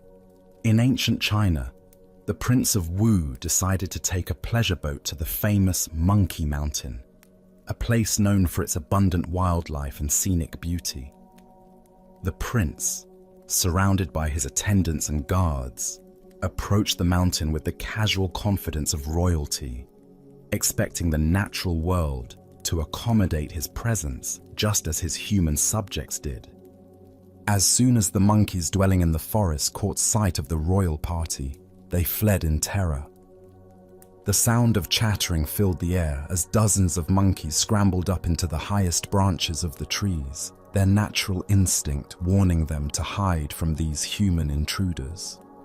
The forest, which moments before had been alive with playful monkey calls, fell silent except for the rustling of leaves as the creatures sought safety in the treetops. However, one monkey remained completely unconcerned by the royal presence. This particular monkey seemed utterly fearless, continuing his acrobatic display with remarkable skill and apparent indifference to the danger below. He swung gracefully from branch to branch, performing elaborate leaps and displaying his dexterity as if putting on a show. His movements were fluid and confident, each gesture demonstrating his superior agility and intelligence compared to his cowering companions. The Prince of Wu watched this extraordinary display with growing annoyance. Here was a mere animal that dared to show no respect for royal authority, that seemed to mock the very presence of the prince through its casual dismissal of the obvious threat. The monkey's confidence appeared to be a direct challenge to the prince's power. Deciding to teach this insolent creature a lesson, the prince drew his bow and shot an arrow directly at the monkey. But to the amazement of all present, the monkey dexterously caught the arrow in mid-flight, plucking it from the air as easily as one might catch a falling leaf. The monkey examined the arrow briefly, then tossed it aside with casual dismissal, as if such feats were nothing more than child's play. The prince's face darkened with rage at this humiliation. His skill as an archer had been made to look foolish by a mere animal. "Attack!" he ordered his attendants. "Bring down this arrogant beast." A volley of arrows filled the air. The monkey, suddenly overwhelmed by the coordinated assault, could not deflect them all. In an instant, he was struck by multiple arrows and fell dead to the forest floor, his extraordinary abilities proving useless against such overwhelming force. The prince turned to his wise companion, Yen Puyi, who had watched this scene unfold with growing understanding. "You see what happened," the prince said. "This animal advertised his cleverness. He trusted in his own skill. He thought no one could touch him. Remember that. Do not rely on distinction and talent when you deal with men." Yen Puyi absorbed this lesson deeply. When they returned to the kingdom, he reflected on how his own accomplishments and reputation might be creating the same dangerous pride that had destroyed the monkey. He quietly became the disciple of a humble sage, seeking to rid himself of everything that made him appear outstanding or special. He renounced the pleasures that had once defined his status and learned to hide every distinction that might set him apart from others. Through patient practice, Yen-Pu-Yi cultivated such genuine humility that soon no one in the kingdom knew what to make of him. He had become so ordinary, so unassuming, that people began to sense something profound in his very ordinariness. Thus, they held him in awe, not for what he displayed, but for the mysterious depth they sensed beneath his simple presence. Buddha spoke of this when he said, "Those who know do not speak, those who speak do not know." This tale unveils the spiritual danger of making our wisdom or abilities into a source of identity and pride. Why do we feel compelled to demonstrate our spiritual understanding or special qualities? Zen Buddhism reveals how the ego co-opts even our most genuine insights, turning them into tools for maintaining separation and superiority. The very achievements that should dissolve the sense of separate self can actually strengthen it when we become identified with being advanced or enlightened. The story points us toward understanding how spiritual pride operates. Like the monkey, we may develop genuine abilities through practice, deeper calm, clearer insight, or greater compassion. But when we begin to identify with these qualities, when we use them to distinguish ourselves from others, they become weapons that ultimately destroy us. This ancient wisdom illuminates a paradox at the heart of spiritual development. The more we genuinely progress, the more invisible that progress should become. True wisdom naturally expresses itself as humility because it reveals the interconnected nature of all existence, dissolving any basis for feeling superior to others. Zen teacher Shunryu Suzuki spoke of "don't know mind" as the essence of beginner's mind. This is not ignorance, but the wisdom that recognizes how little our conceptual understanding actually penetrates the mystery of existence. The monkey's tragedy was believing his cleverness made him special rather than recognizing it as a temporary expression of universal intelligence. The Buddha taught, "Better than 1,000 hollow words is one word that brings peace." Yen-Pu-Yi discovered that by hiding his distinctions, by becoming nothing special, he accessed a more profound kind of influence, one that touched others through presence rather than performance. Consider your own spiritual journey. Can you notice moments when insights or abilities become sources of subtle pride? When meditation experiences, psychological understanding, or compassionate actions become ways of feeling different from or better than others? Each time we make our practice into an identity, we create the spiritual equivalent of the monkey's dangerous display. Tonight, as you rest in simple being, can you practice the art of being nobody special? Can you find the freedom that comes not from demonstrating your wisdom, but from resting in the ordinary mystery of awareness itself? As the Buddha said, "Those who are free of resentful thoughts surely find peace." The deepest peace comes when we release even our attachment to being peaceful. Let us now turn to a story about the fundamental truth that governs all experience.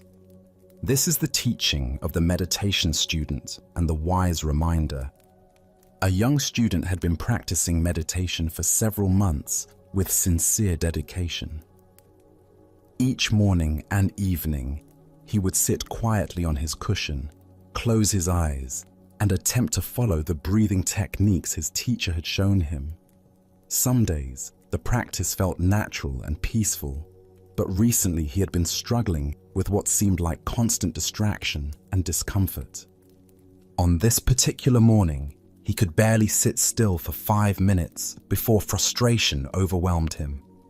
His mind raced with thoughts about work, relationships, and a dozen trivial concerns. His legs ached from sitting in an unfamiliar position, and despite his best efforts to focus on his breath, he found himself constantly pulled away by mental chatter and physical restlessness. After what felt like hours, but was probably only 20 minutes, he gave up on his practice and sought out his meditation teacher. He found the elderly monk tending a small garden behind the meditation hall, peacefully pulling weeds in the early morning sunlight. "Teacher," the student said, his voice heavy with discouragement and self-criticism, "my meditation is horrible. I can't focus on anything. I feel so distracted and scattered. My legs ache constantly, and I keep falling asleep when I'm not distracted. Everything about my practice feels wrong. It's just horrible." The teacher looked up from his gardening, soil still clinging to his weathered hands, and met the student's frustrated gaze with calm, knowing eyes. He listened to the young man's litany of complaints without judgment or surprise, as if he had heard these exact same words countless times before.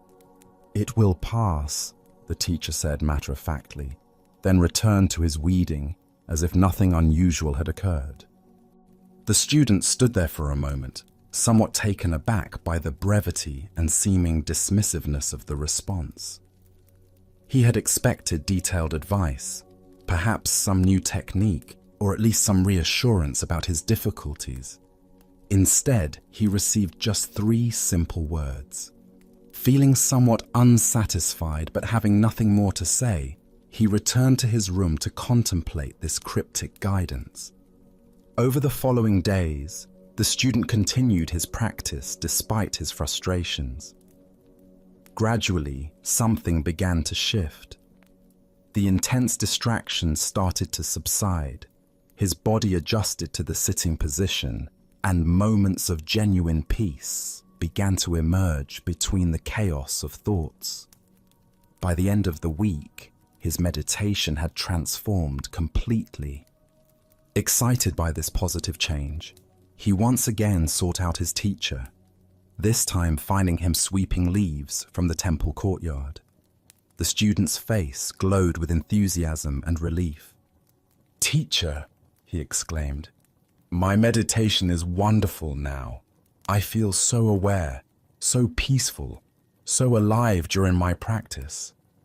My mind is clear, my body is comfortable, and I am experiencing the most beautiful states of consciousness. Everything about my meditation is just wonderful." The teacher paused in his sweeping, looked at the student with the same calm expression he had worn the week before, and gave exactly the same response. "It will pass." This time the student heard the deeper teaching. His excitement about his wonderful meditation began to transform into something subtler, not disappointment, but understanding. He realized that his teacher was pointing to something fundamental about the nature of all experience, not just meditation. Buddha's wisdom tells us, "This too shall pass." The heart of this lesson lies in understanding the impermanent nature of all phenomena, both pleasant and unpleasant, both the experiences we cling to and those we try to escape. Why do we struggle so intensely with the changing nature of our experience? Zen Buddhism reveals that much of our suffering comes from our resistance to impermanence, our desperate attempts to hold on to pleasant states, and our equally desperate attempts to escape unpleasant ones. We exhaust ourselves trying to control what is essentially uncontrollable. The student's meditation experiences, both horrible and wonderful, were equally temporary. His teacher's consistent response pointed to a deeper stability that exists beneath the constantly changing surface of experience. This isn't the stability of unchanging conditions, but the stability of awareness itself, the space in which all changing experiences arise and pass away. Consider your own relationship with the ups and downs of daily life. How much energy do you spend trying to perpetuate good moods, successful periods, or comfortable circumstances? How much resistance do you feel toward difficult emotions, challenging phases, or uncomfortable situations? Both the grasping and the resistance create unnecessary suffering. In Zen practice, we learn to develop what might be called equanimity with impermanence. This doesn't mean becoming indifferent to our experiences or not caring about outcomes. Rather, it means developing the capacity to remain centered and responsive, regardless of whether current circumstances are pleasant or unpleasant. The teacher's repeated phrase, "It will pass," contains both comfort and challenge. It offers comfort during difficult times by reminding us that no painful state lasts forever. It challenges us during pleasant times by preventing us from building our identity around temporary successes or peak experiences. Zen Master Suzuki Roshi taught, "Each of you is perfect the way you are, and you can use a little improvement." This paradox points to the same truth the meditation teacher was sharing. We can fully appreciate and engage with our current experience while simultaneously holding it lightly, knowing it will inevitably change. Look deeply at your own patterns of attachment and aversion. Where in your life are you trying to make permanent what is naturally temporary? Where are you exhausting yourself fighting against conditions that will shift on their own if you simply allow them to run their natural course? The Buddha said, "All conditioned things are impermanent. Strive on with diligence." This teaching invites us to pour ourselves wholeheartedly into life while simultaneously holding all outcomes lightly. We can care deeply about our practice, our relationships, our work, and our growth, while remembering that all forms and experiences are temporary visitors in the space of awareness. This understanding transforms how we relate to both success and failure, both pleasure and pain. Instead of being thrown around by the inevitable fluctuations of life, we can find our stability in the awareness that remains constant while everything else changes. Tonight, as you notice whatever states of mind and body are present, whether comfortable or uncomfortable, pleasant or unpleasant, clear or confused, can you remember the meditation teacher's simple wisdom? Can you hold your current experience fully while simultaneously knowing that it, like everything else, will pass? As the Buddha observed, just as the great ocean has one taste, the taste of salt, so also this teaching has one taste, the taste of liberation. The taste of liberation is found not in achieving permanent pleasant states, but in discovering the freedom that comes from dancing gracefully with the ever-changing nature of existence itself. Now, let us experience a Zen story about the unexpected nature of enlightenment. This is the kitchen monk's realization. In the serene mountains surrounding Lake Hakone stood a great monastery known throughout Japan for its rigorous practice and deep wisdom. Among the monks lived a humble man named Ichi, whose life would teach us about the profound difference between seeking and finding. For 55 years, Ichi had labored faithfully in the monastery kitchen, while other monks sat in formal meditation or engaged in scholarly debates. Ichi chopped vegetables, tended fires, and prepared meals with quiet dedication. His hands had grown permanently stained, his back bent from years of service, yet he approached each task with careful attention. But Ichi carried a heavy burden. Since his earliest days, he had been assigned a koan, one of those paradoxical questions that Zen masters use to crack open the thinking mind. His was the famous puzzle: what is the sound of one hand clapping? Day after day, year after year, he wrestled with this question, trying to solve it through logic, intuition, every approach his mind could devise. As decades passed, Ichi began to see himself as a failure. While other monks seemed to progress, receiving new koans or achieving insights their teachers acknowledged, Ichi remained stuck with his unsolved puzzle. He watched younger monks arrive and eventually surpass him in status and recognition. 55 years, he would whisper while stirring soup. 55 years, and still I cannot hear what one hand sounds like when it claps. The question haunted him through every chore, every quiet moment, every season of his long service. Now, as his body grew frail, Ichi knew his time was approaching its end. He had been moved to a small attic room where he could rest away from daily bustle. As he lay there, in the gathering twilight of his life, something unexpected began to happen. Gradually, the familiar weight of striving began to lift from his chest.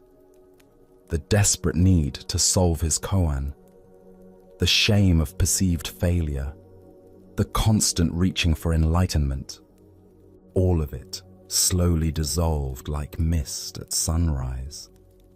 Gone was the fierce desire for awakening that had driven him for decades. In place of all that seeking, Ichi discovered something he had never expected, a profound peace that seemed to cradle his entire being. The soft darkness felt not like defeat, but like the gentlest embrace. His breathing slowed, and with it, the churning of thoughts that had occupied his mind for so many years.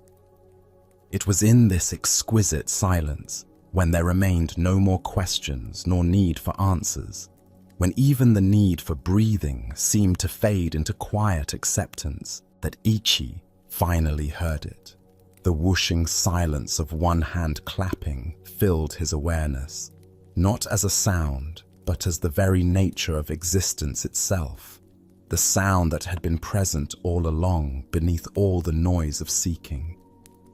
Buddha spoke of this when he said, "Cease to cherish opinions, and you will achieve enlightenment." Here we discover that enlightenment isn't something we attain through effort, but something we uncover when the effort finally ceases. Why do we struggle so intensely with the very seeking that prevents us from finding what we seek? The mind creates a fundamental split between the seeker and the sought, keeping us perpetually reaching for something we imagine exists elsewhere, in some future moment when we'll finally get it. Ichi's story illuminates what Zen calls beginner's mind, the fresh awareness that exists before we complicate it with goals and achievements.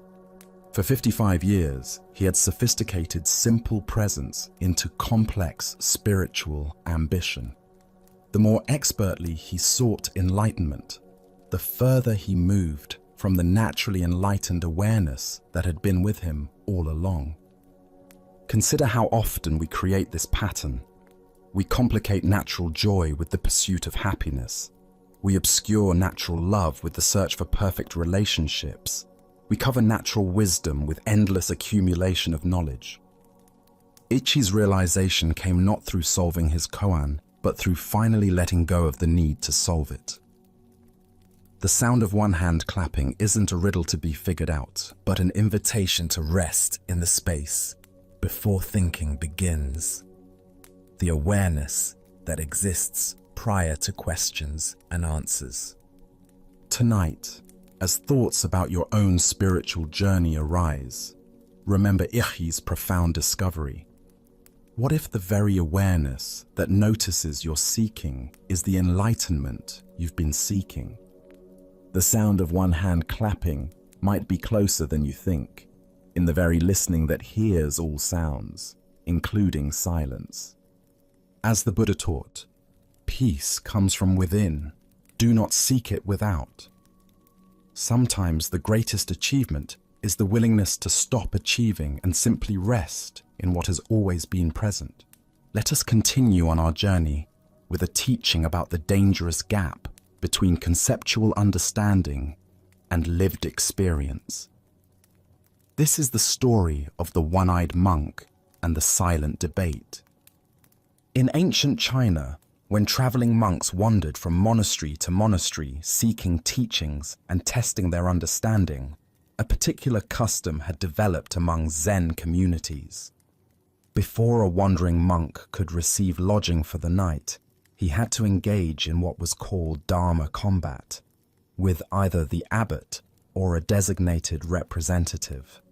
This wasn't physical fighting, but a contest of spiritual wit and understanding, where profound questions and paradoxical answers revealed the depth of each participant's realization.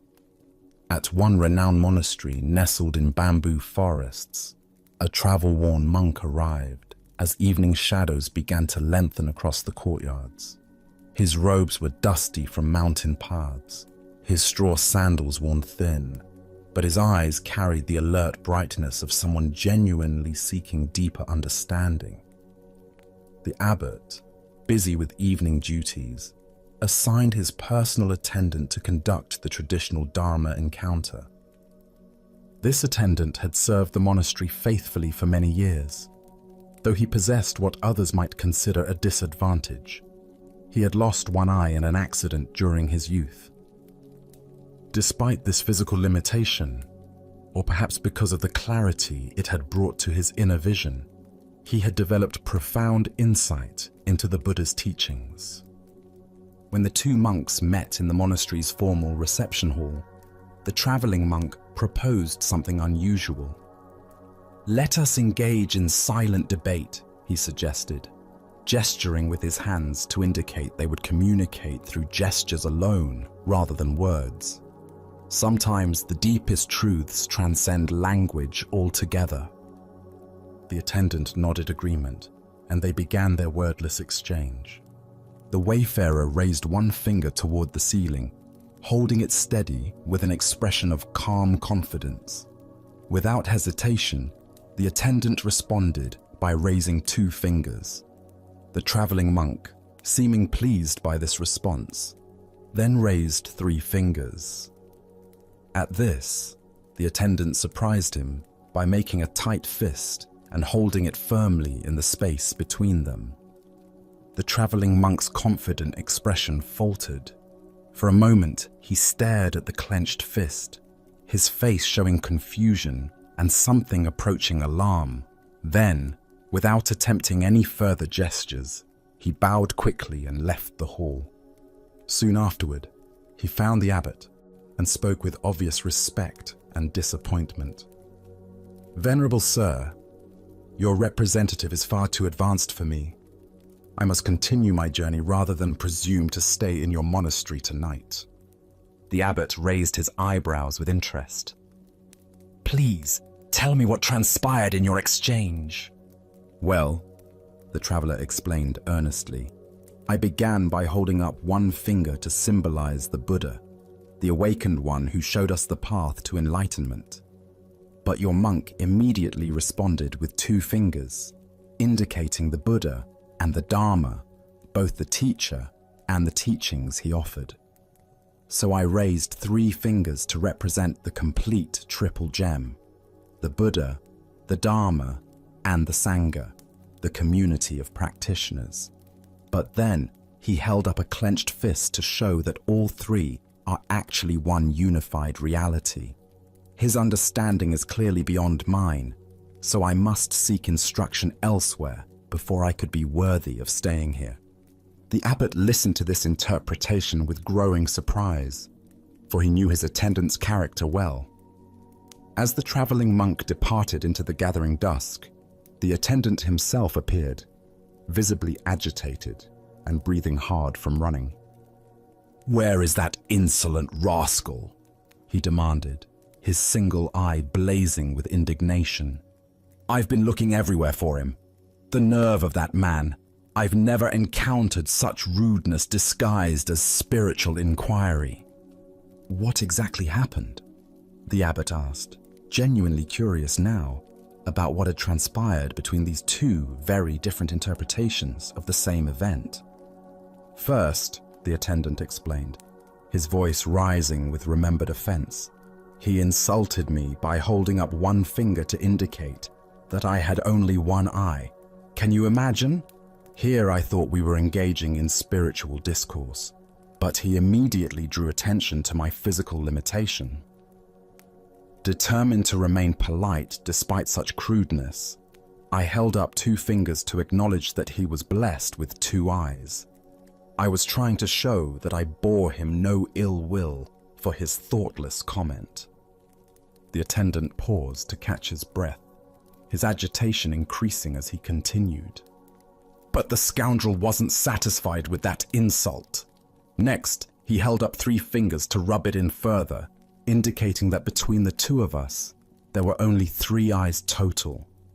He was deliberately emphasizing our difference, making sure I couldn't forget my disability. That's when I'd had enough. I made a fist because I was about to hit him for his persistent rudeness. But the coward saw what was coming and ran off before I could teach him proper manners. The abbot stood in stunned silence, contemplating this remarkable demonstration of how two people could participate in identical events while inhabiting completely different realities. The Buddha taught, "We see the world not as it is, but as we are." This profound truth reveals itself in the complete misunderstanding between our two monks, each of whom experienced the exact same gestures while living in entirely different interpretations of reality. Why do we so often project our own concerns, insecurities, and assumptions onto neutral situations? Zen Buddhism points to what it calls the 8 worldly winds: praise and blame, pleasure and pain, gain and loss, fame and disgrace. These psychological forces create internal weather systems that color our perception of everything around us. The attendant's sensitivity about his missing eye created a filter through which every gesture became a personal attack. His past experiences of being judged or pitied for his appearance had created such a strong interpretive framework that he couldn't perceive any other possible meaning in the traveler's hand signals. Similarly, the traveling monk's spiritual preoccupations caused him to see profound Dharma teachings in what were actually expressions of wounded feelings and growing anger.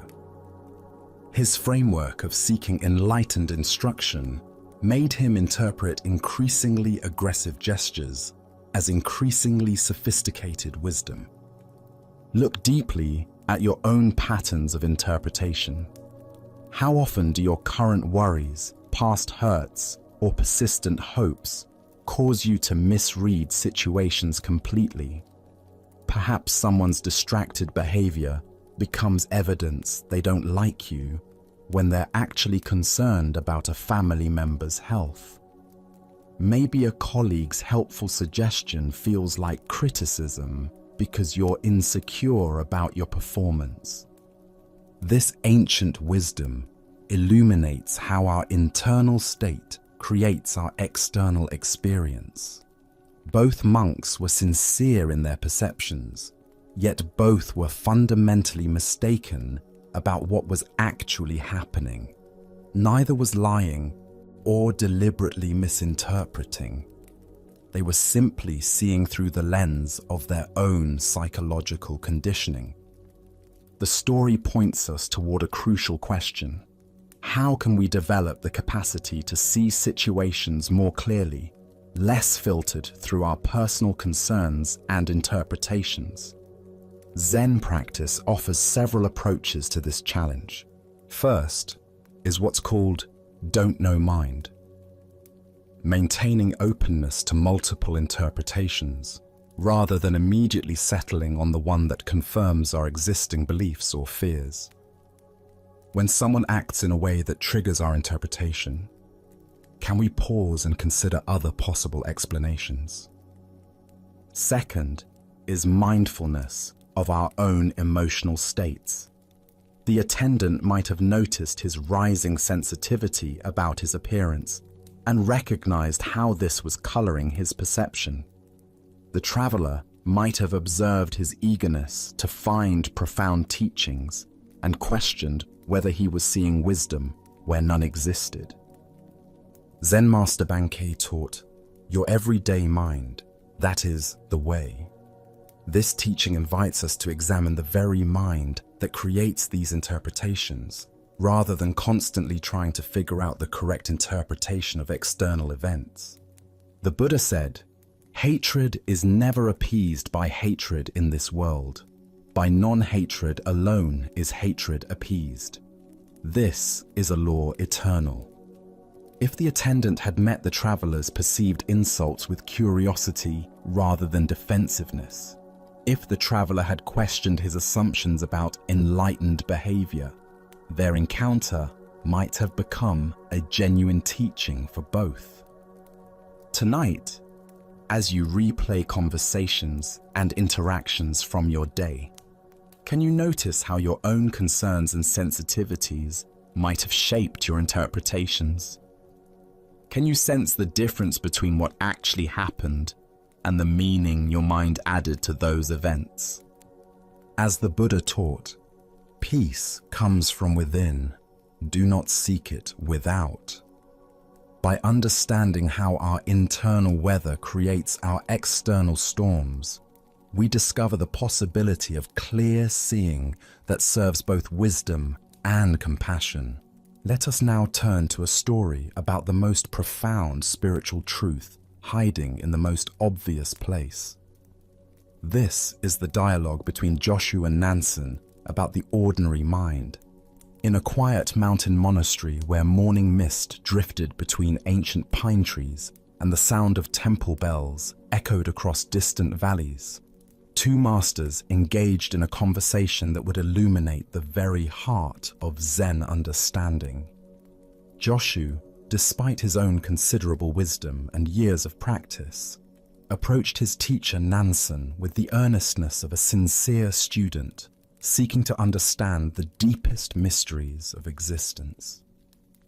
The two men sat facing each other in the temple's meditation hall, where countless seekers before them had wrestled with the same fundamental questions about the nature of awakening. Joshu's inquiry came from a place of genuine perplexity.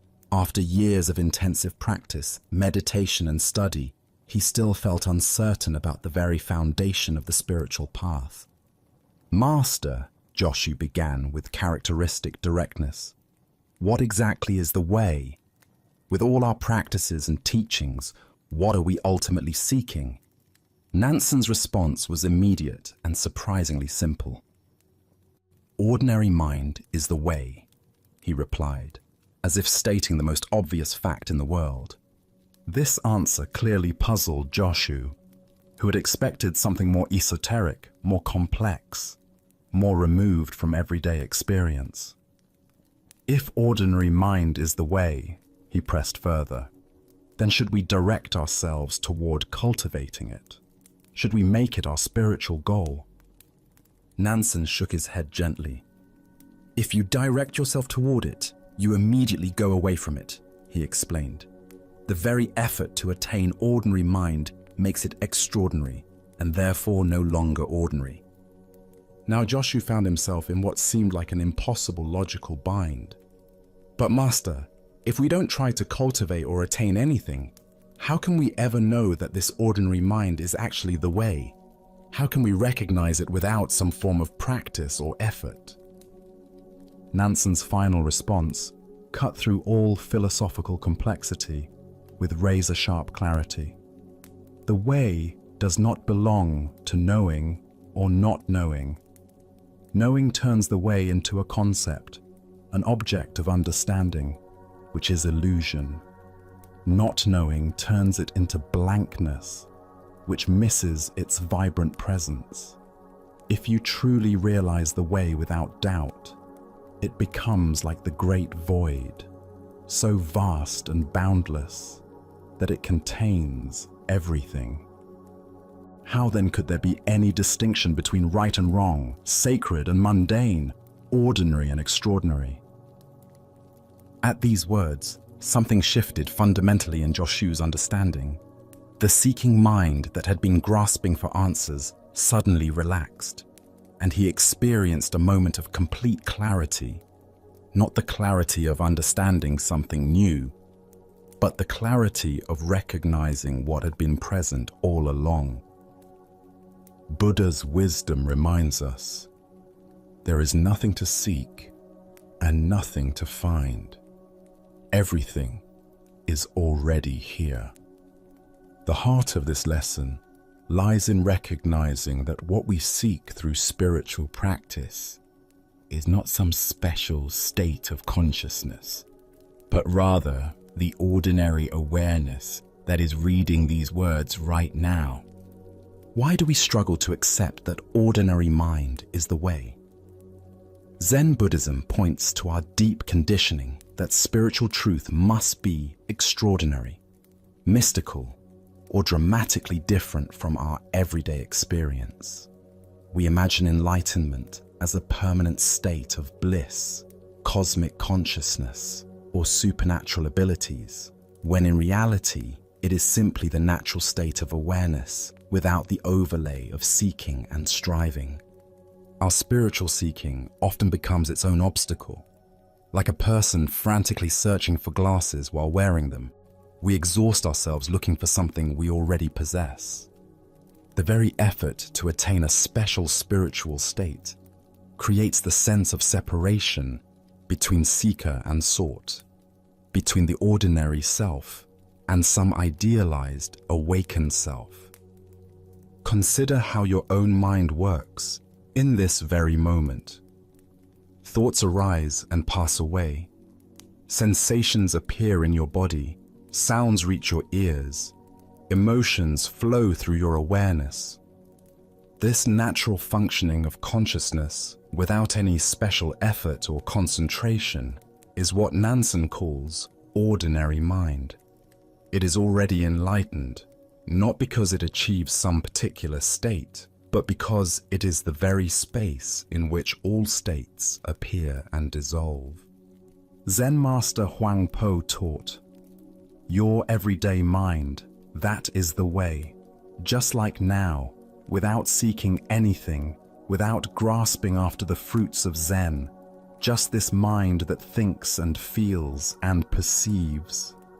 This is Buddha." This ordinariness is precisely what makes it so difficult to recognize. We keep looking past it for something more impressive. The great void that Nansen mentions is not empty space, but rather the spacious awareness in which all experiences arise.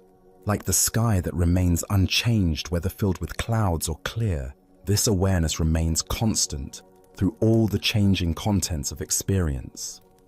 Joy and sorrow, clarity and confusion, peace and agitation, all appear and disappear within this unchanging background of ordinary awareness. This understanding revolutionizes our approach to spiritual practice.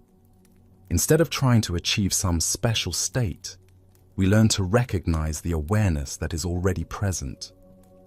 Instead of seeking to transcend ordinary experience, we discover the extraordinary nature of ordinariness itself. The sound of rain becomes as sacred as temple bells. Washing dishes becomes as profound as formal meditation. In Japanese aesthetics, there is a concept called wabi-sabi, finding beauty in imperfection and impermanence. This appreciation for the ordinary and imperfect reflects the same understanding that Nansen points toward. The way is not found in perfected states, but in the natural flow of life exactly as it is. Tonight, as you experience the simple fact of being aware, aware of these words, aware of your breathing, aware of the sounds around you. Can you recognize this ordinary awareness as what you have been seeking all along? Can you relax the effort to become something other than what you already are? As the Buddha taught, peace comes from within. Do not seek it without. The way is not a destination to reach, but the very ground you are already standing on. In accepting your ordinary mind as Buddha mind, you discover that the spiritual journey was never about going somewhere else, but about recognizing where you have always been. As we continue our journey through the wisdom of Zen Buddhism, let us turn to a story about how customs can outlive their purpose. This is the lesson of the monastery cat and the scholars who forgot. In a peaceful monastery nestled in the mountains, a community of monks dedicated themselves to regular meditation practice. Every evening, as the sun set behind the peaks and shadows grew long across the temple grounds, they would gather in the meditation hall for their most important practice session of the day. This was a time of deep silence and inner contemplation that had been maintained for generations. However, the monastery was also home to a particularly vocal cat who had made the temple grounds his territory. This cat had developed the unfortunate habit of appearing during the evening meditation sessions, meowing loudly, knocking over water bowls, and generally creating disturbances that made it difficult for the monks to maintain the focused attention their practice required. Night after night, the monks would attempt to settle into deep meditation, only to be interrupted by the cat's antics. Some tried to ignore the disruptions. Others attempted to gently shoo the animal away, but nothing seemed to work consistently. The cat seemed to have an uncanny ability to choose the most inopportune moments for his loudest and most distracting behavior. Finally, the spiritual teacher who led the community decided that practical action was needed. Rather than allowing the evening practice to continue being disrupted, he instructed his students to gently capture the cat before each meditation session and tie him securely in a corner of the hall where he could do no harm. This simple solution proved effective. The cat, though present, could no longer disturb the monks' concentration. Years passed peacefully with this arrangement. The evening meditation sessions proceeded without interruption. The monks deepened their practice, and the cat seemed content enough with his restrained position during the evening hours. This became the established routine that everyone accepted as normal and necessary. When the old teacher eventually died, the monks naturally continued all the practices he had established, including the evening tying of the cat. After all, this had been part of their master's wisdom, a tradition he had instituted for important spiritual reasons. They didn't question whether the practice was still necessary. It had simply become an integral part of their evening routine. In time, the original cat also died, having lived a full life in the monastery. The monks, now thoroughly convinced that having a tied cat was essential to proper meditation practice, went to great lengths to acquire another cat specifically for this purpose. They searched until they found a suitable replacement and continued the tradition without interruption. Generations of monks came and went, each learning from their predecessors that tying a cat during evening meditation was a crucial element of their spiritual practice. None questioned why this was necessary. It was simply how things had always been done in their tradition. Centuries later, learned descendants of the spiritual teacher wrote scholarly treatises about the religious significance of tying up a cat for meditation practice. They developed elaborate theories about the symbolic meaning of the restrained cat, its representation of taming the wild mind, and its importance in creating the proper spiritual atmosphere for contemplation. Buddha's wisdom teaches us, do not believe in anything simply because you have heard it. Do not believe in traditions because they have been handed down for many generations. This tale unveils how easily practical solutions can transform into meaningless rituals when we stop questioning their original purpose. Why do we continue practices long after their usefulness has ended? Simply because they've become traditional. Zen Buddhism emphasizes the importance of understanding the spirit behind forms, rather than blindly following inherited customs that may no longer serve their intended function. The original teacher's decision to tie the cat was purely practical, a simple solution to a specific problem. But over time, this practical measure became ritualized, then sacralized, then analyzed as if it contained profound spiritual meaning that had always been intentional. Consider the various traditions, rules, and customs in your own life, both personal and cultural.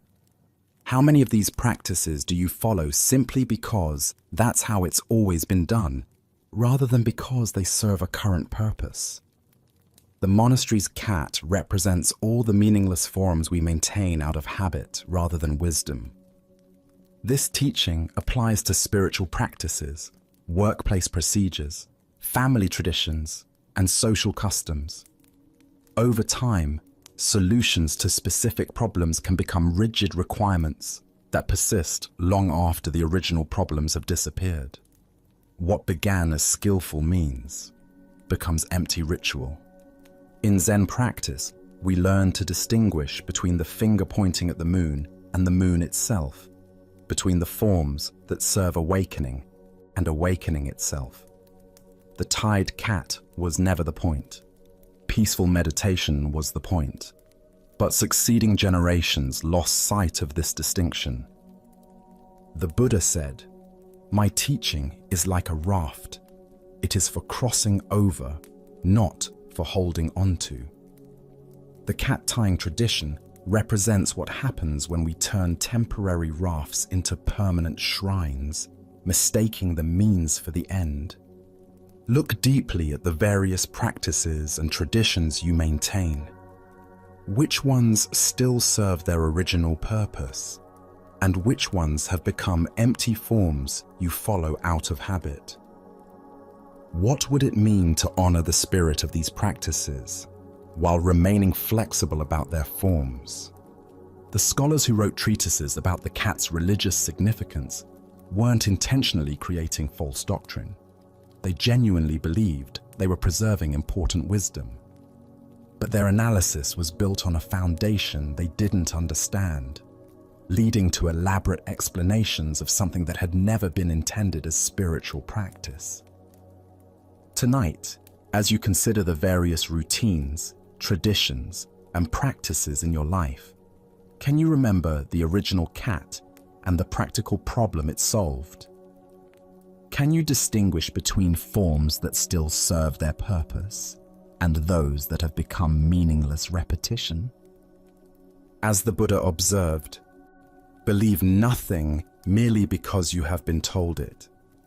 But after observation and analysis, when you find that anything agrees with reason and is conducive to the good and benefit of one and all, then accept it and live up to it. True spiritual maturity involves continuously examining our practices to ensure they serve their intended purpose, rather than simply preserving forms because they've become familiar. Let us now turn to a story about the difference between seeing and being seen, between wisdom and the appearance of wisdom. This is the tale of the blind man and his lantern. Late one evening, as darkness settled over the village like a soft blanket, a blind man prepared to walk home after spending the day with a dear friend. They had shared tea, conversation, and the comfortable silence that comes between people who truly know each other. But now, the hour was late. and the blind man needed to make his way through the winding streets to his own home. As he prepared to leave, feeling around for his walking stick and adjusting his cloak against the night air, his friend looked out at the pitch-black streets with concern. "Please," the friend said kindly, "let me give you my lantern to carry with you. The streets are particularly dark tonight, and there are many obstacles along the way." The blind man paused, surprised by the offer. "Why would I need a lantern?" he asked with gentle amusement. "You know I cannot see. The light won't help me find my way any better than darkness would.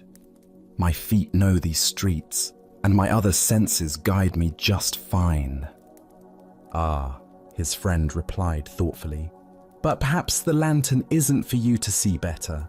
Perhaps it's so that others will see you better and won't accidentally bump into you as they hurry through the dark streets."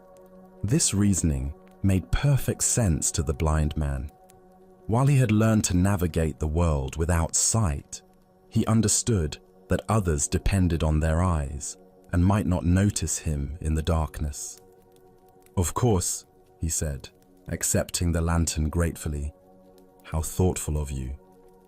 The lantern was a simple but beautiful thing, made of rice paper stretched over delicate bamboo strips, with a candle secured safely inside. His friend lit the candle, and the warm glow illuminated a circle of ground around the blind man's feet. Even though he couldn't see the light himself, he could feel its warmth and knew that others would see him coming from a good distance away. Off he went into the night, the lantern swinging gently at his side as he made his way along the familiar path toward home. He felt confident and considerate, knowing that he was taking care both of his own safety and the safety of others who might be traveling these same dark streets. But he had walked only a few yards when suddenly, crack, another traveler walked straight into him. The collision was jarring, sending both men stumbling. The blind man's lantern swayed wildly, and he nearly lost his balance. "Why don't you watch where you're going?" the blind man called out indignantly, steadying himself and adjusting his robes. "Can't you see this lantern? I'm carrying it specifically so people like you won't bump into me." The other traveler, equally surprised by the collision, looked at the blind man's lantern and couldn't help but laugh. "My friend," he said gently, "why don't you light the candle? Your lantern is completely dark." The blind man reached toward his lantern and felt around the bamboo frame. Sure enough, the candle had gone out shortly after he left his friend's house, though he had been completely unaware of it. He had been walking through the darkness, carrying what he believed was a source of light, but was actually just an empty container, no more illuminating than if he had carried nothing at all. The Buddha once said, "Thousands of candles can be lighted from a single candle, and the life of the candle will not be shortened. Happiness never decreases by being shared." This tale unveils the profound difference between carrying the container of wisdom and carrying wisdom itself. Why do we so often mistake the form of understanding for understanding itself? Zen Buddhism reveals that we frequently become attached to the external symbols of insight, the books we've read, the retreats we've attended, the spiritual concepts we can discuss, while the actual flame of awareness remains unlit within us. The blind man's situation is deeply familiar to anyone who has walked a spiritual path. We acquire the lantern of teachings, surround ourselves with the framework of practice, and assume that possessing these things means we are illuminated. But unless the candle of direct experience is actually burning, we're still walking in darkness while believing we carry light. Consider your own spiritual or philosophical understanding. How much of what you believe you know is actually lived wisdom, and how much is merely conceptual knowledge you're carrying around like an unlit lantern? The difference becomes apparent only when we encounter the inevitable collisions of real life, moments when our understanding is tested by actual circumstances. In Zen practice, we distinguish between knowing about and knowing directly. You can study everything ever written about the taste of an apple, but until you actually bite into one, your knowledge remains second-hand.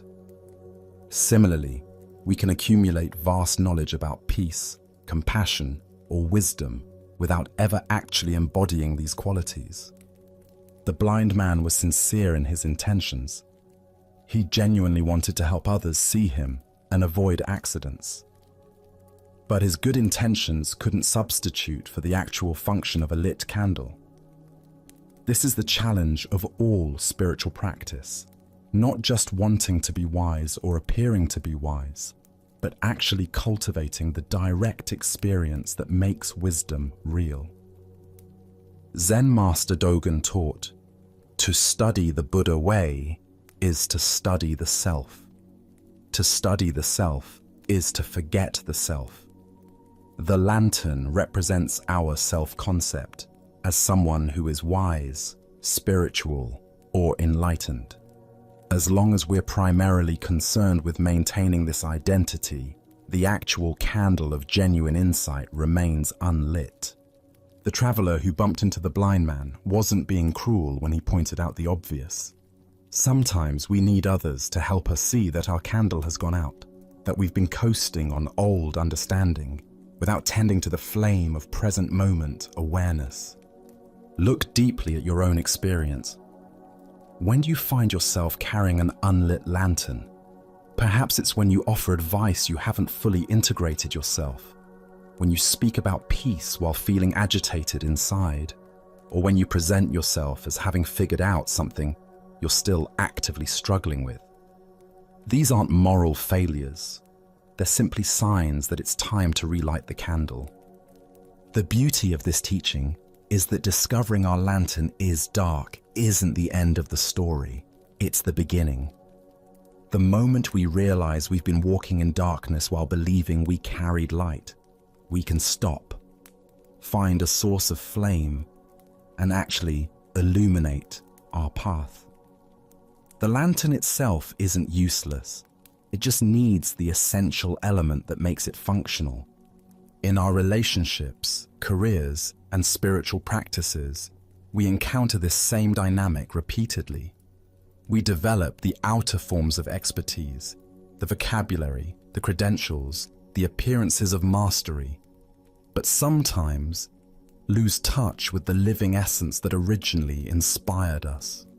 The marriage counselor whose own relationship is struggling, the teacher who has stopped learning, the spiritual practitioner who has become rigid in their practice, all are carrying unlit lanterns. The Buddha taught, better than 1,000 hollow words is one word that brings peace. One moment of genuine presence, authentic compassion, or real understanding illuminates more than years of accumulated concepts. The lit candle, however small, provides actual guidance in a way that the most beautiful empty lantern cannot. Zen practice continually asks us to check whether our candle is actually burning. Are we speaking from direct experience or from memory? Are we acting from present awareness or from habit? Are we offering genuine warmth and illumination, or just the appearance of these qualities? This isn't about achieving perfection or never having our candle go out. Candles extinguish naturally. That's their nature. Wind blows them out. They burn down. They flicker and fade. The practice is in noticing when the light has gone out and having the humility to relight it rather than pretending it's still burning. Tonight, as you consider the various roles you play and the wisdom you believe you possess, can you honestly assess which lanterns in your life are actually lit? Where are you carrying genuine understanding? And where might you be relying on the mere appearance of insight? Can you find the courage to acknowledge the dark lanterns without shame? seeing them simply as opportunities to rekindle authentic understanding. As Buddha's wisdom reminds us, three things cannot be long hidden: the sun, the moon, and the truth. Eventually, the darkness of an unlit lantern reveals itself through collision with reality. But rather than waiting for these inevitable bumps, we can choose to tend our inner flame with the same care we would give to any precious light, knowing that when it burns brightly, it illuminates not only our own path, but helps others find their way as well. Let us now turn to a tale about the courage to trust life's current. This is the story of the Crystal River. In the depths of a great crystal river, where water flowed clear as mountain air, there lived an entire village of small creatures. The river's current moved above them like a gentle breath, carrying the wisdom of countless springs and distant seas. Young and old, rich and poor, all made their home along the sandy bottom, each creature grasping tightly to stones, branches, and roots. For generations, clinging had been their way of survival.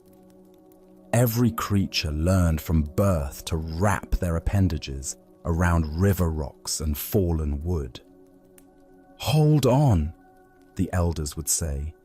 "The current is dangerous. It will sweep you away to places unknown. Safety lies in staying exactly where you are." But one small creature grew weary of this endless grasping. Day after day, he watched the current flow overhead, seeing how it moved with such purpose and grace. While his neighbors complained about the effort required to maintain their grip, he found himself wondering what it might feel like to trust that flowing water. "I am tired of clinging," he announced one morning. "Though I cannot see where it leads, I trust that the current knows its destination. I shall let go and allow it to carry me where it will, for I fear that if I continue clinging, I shall die of boredom before I ever truly live." The other creatures gasped in horror. "Fool!" they cried. "Let go, and that current will tumble you mercilessly across the rocks below. You will be battered and broken, dying far more quickly than any boredom could kill you." But the small creature had made his decision. Taking one last look at his neighbors, he released his grip on the familiar stone.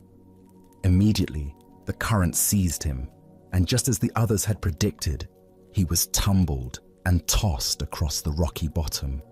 His small body struck stone after stone, each impact bringing pain he had never experienced while safely clinging.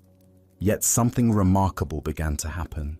As the creature continued to surrender to the current's power, refusing to grab for new anchors despite his pain, the water gradually lifted him higher from the dangerous bottom. The tumbling ceased. The rocks could no longer reach him. Now he flowed with the current itself, no longer fighting its direction, but becoming one with its movement. As he traveled downstream, creatures in distant parts witnessed something they had never seen. Here was one of their own kind, yet he appeared to be flying through the water, moving with the elegant power of the current itself. "See a miracle!" they called out. "A creature like ourselves, yet he soars. Surely he is the Messiah, come to save us all." The flowing creature heard their cries and felt compassion for their misunderstanding. "I am no more Messiah than any of you," he called back. "The river delights in lifting us all free, if only we dare to let go.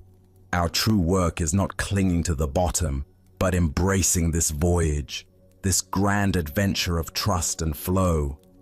But the creatures only cried louder, "Savior, Savior!" Even as they spoke, they tightened their grips on rocks and roots.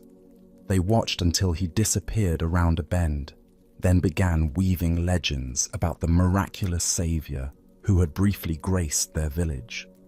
Buddha's wisdom reminds us, you only lose what you cling to. This ancient teaching illuminates the profound paradox at the heart of human experience.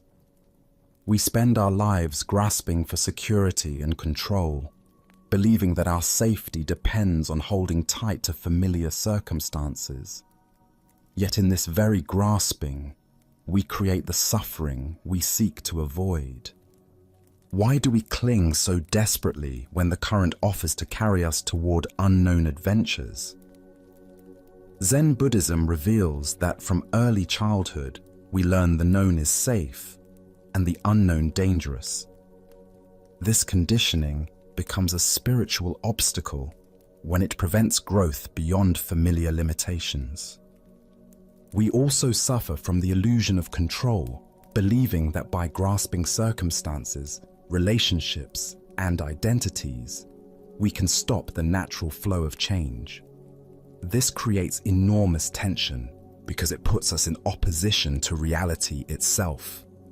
Life is constant movement, and when we resist this truth, we exhaust ourselves fighting currents far more powerful than our individual will. Consider the areas of your life where you find yourself clinging. Perhaps it's a relationship that has outgrown its original form, a career that no longer brings joy, or an image of yourself that now constrains your growth. The current of change will flow whether we resist it or not. Our choice is whether to exhaust ourselves in futile opposition or discover the grace available in conscious surrender. The Buddha said, "Nothing is permanent except change. Water doesn't fight the mountainside. It finds the natural pathway down." When we learn to move with life's current rather than against it, we discover effortless effectiveness that rigid resistance can never achieve. Tonight, as you rest in this moment's stillness, what might you be ready to release? Perhaps it's a worry about tomorrow's challenges, a resentment from yesterday's disappointments, or a way of defining yourself that has grown too small. Can you feel into the current of this moment's aliveness and trust its direction? As the Buddha taught, let go of what has passed. Let go of what may come. Let go of what is happening now. Relax right now and rest. In this trust, we discover that the current we feared would destroy us is actually the very force that can carry us home to our true nature. Now, let us explore a story about the patient path to wisdom and the paradox of urgent seeking. This is the teaching of the one-eyed student. In a peaceful valley surrounded by cherry trees, a young man had heard stories of a renowned Zen master whose students achieved profound realization through diligent practice. Filled with spiritual ambition and eager to transform his life, the young seeker traveled many days to reach the master's monastery, his mind burning with determination to attain enlightenment as quickly as possible. When he finally arrived, dusty from the road and bright with enthusiasm, he immediately sought an audience with the master.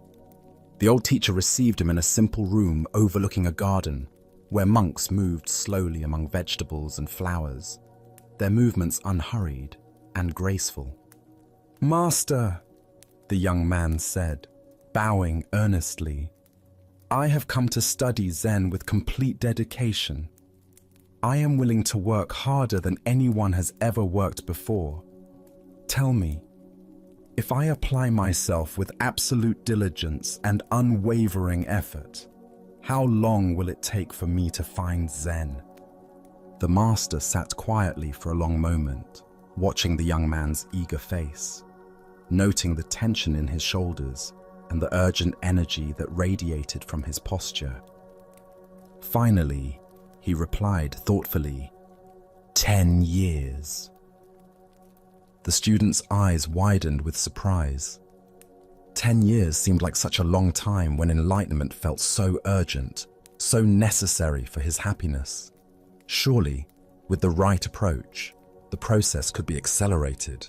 But Master, he said, leaning forward intently, what if I work very, very hard and really apply myself to learn fast? What if I meditate longer than the other students, study more texts, practice more intensively? How long then? The Master considered this with the same careful attention, then replied calmly, well, 20 years. The young man's face showed his confusion and growing frustration. This made no sense at all. How could greater effort result in slower progress? Perhaps the Master hadn't understood the depth of his commitment. But Master, I don't think you understand how serious I am about this, he said, his voice rising slightly with urgency. What if I really, really work at it? What if I dedicate every waking moment to practice, sleep only when absolutely necessary, and push myself beyond all normal limits? Surely then I could achieve realization much faster. How long would it take then? 30 years, the Master replied without hesitation. By now, the student was completely bewildered and increasingly agitated. Nothing the Master said made sense according to his understanding of how learning worked. In every other area of life, music, martial arts, scholarship, harder work produced faster results. Why should spiritual practice be different? Master, I do not understand, he said, no longer able to hide his disappointment and confusion. Each time that I say I will work harder, you say it will take me longer. This seems completely backwards. Why do you say that? The Master's expression became gentle and compassionate, like a father explaining something important to a beloved child who was old enough to understand. When you have one eye on the goal, you only have one eye on the path, the Master explained quietly. Ancient Buddhist wisdom tells us, the journey of 1,000 miles begins with one step. What emerges from this story is a profound teaching about the nature of spiritual progress and the paradox of goal-oriented seeking. Why does intense goal fixation actually slow our spiritual development? Zen Buddhism reveals several ways that excessive focus on attainment creates obstacles to realization. First is the problem of divided attention.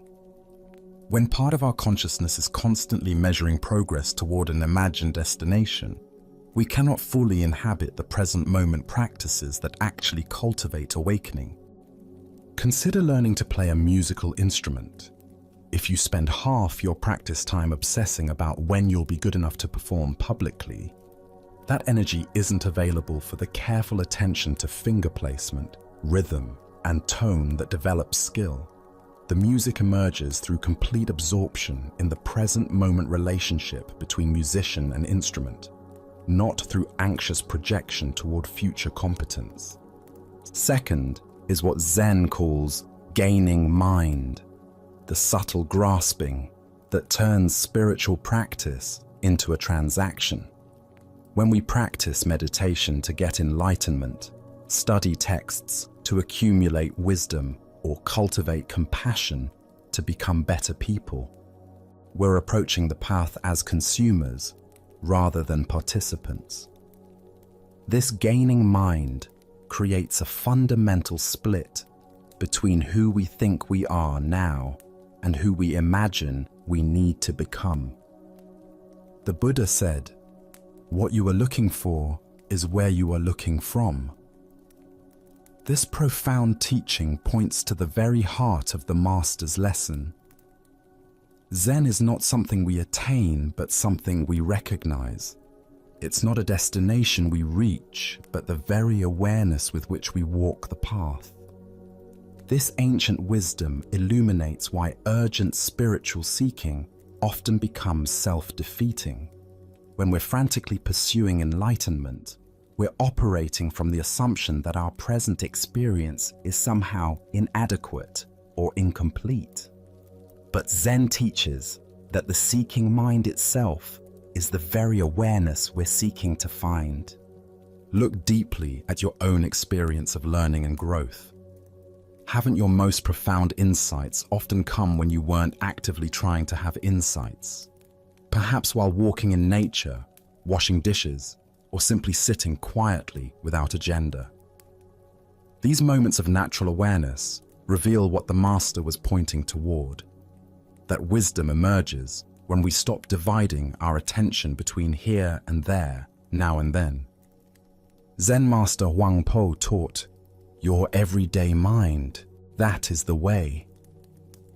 This teaching invites us to examine our relationship to spiritual practice itself. Are we practicing to become someone different, or are we practicing to recognize who we already are? Are we walking the path to get somewhere else, or are we discovering that the path itself is the destination? The student's error wasn't his desire for realization, but his assumption that it existed somewhere other than in his present moment experience.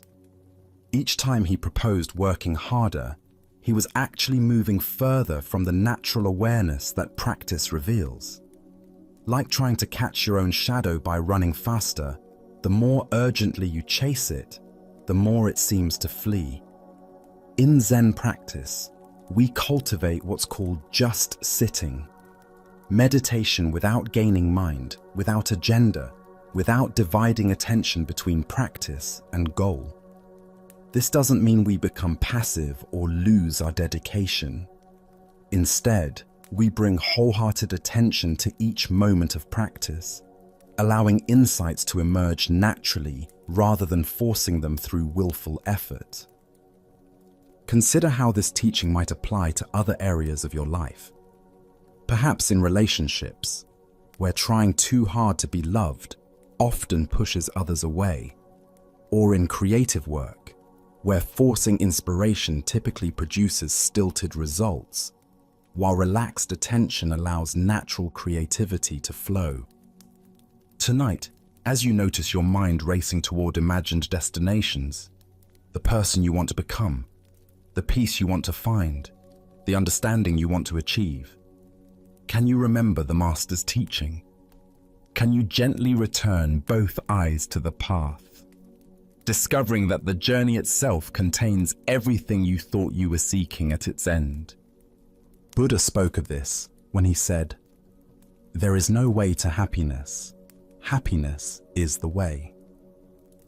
By walking the path with undivided attention, we discover that what we thought lay at its end was present in every step.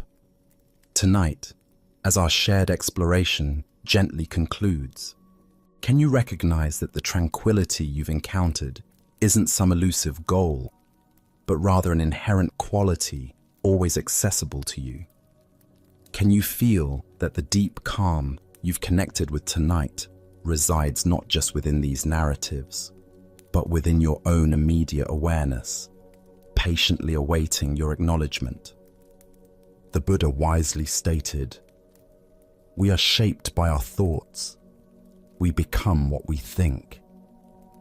Pondering this profound insight, recall that inner serenity and understanding emerge not from external conditions or fleeting experiences, but flourish from the core of your own being, available in every breath.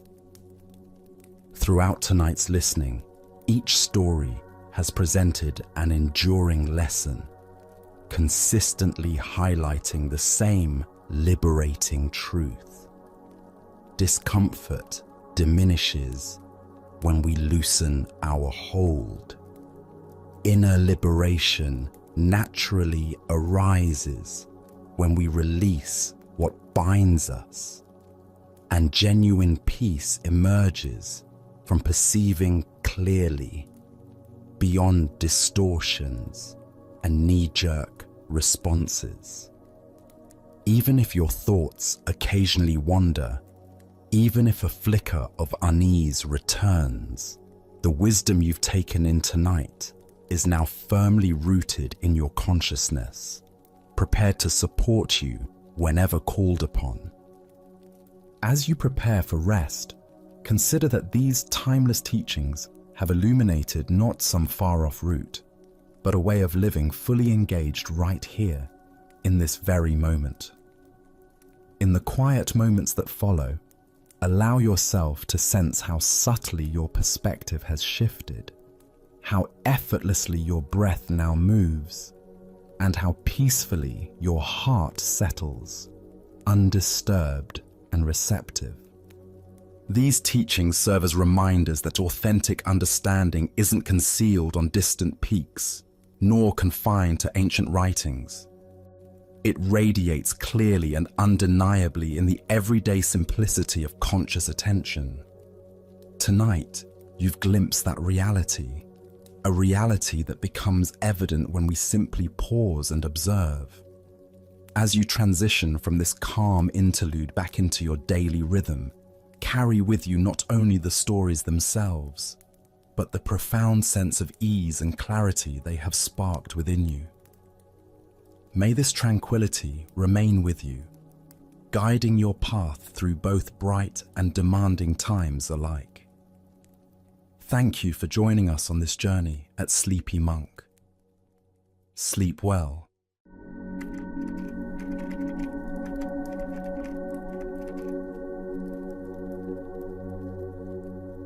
Centuries ago, Zen masters and Buddhist teachers discovered something remarkable.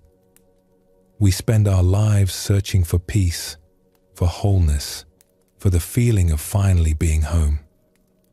And all along, what we seek has been closer than we imagined.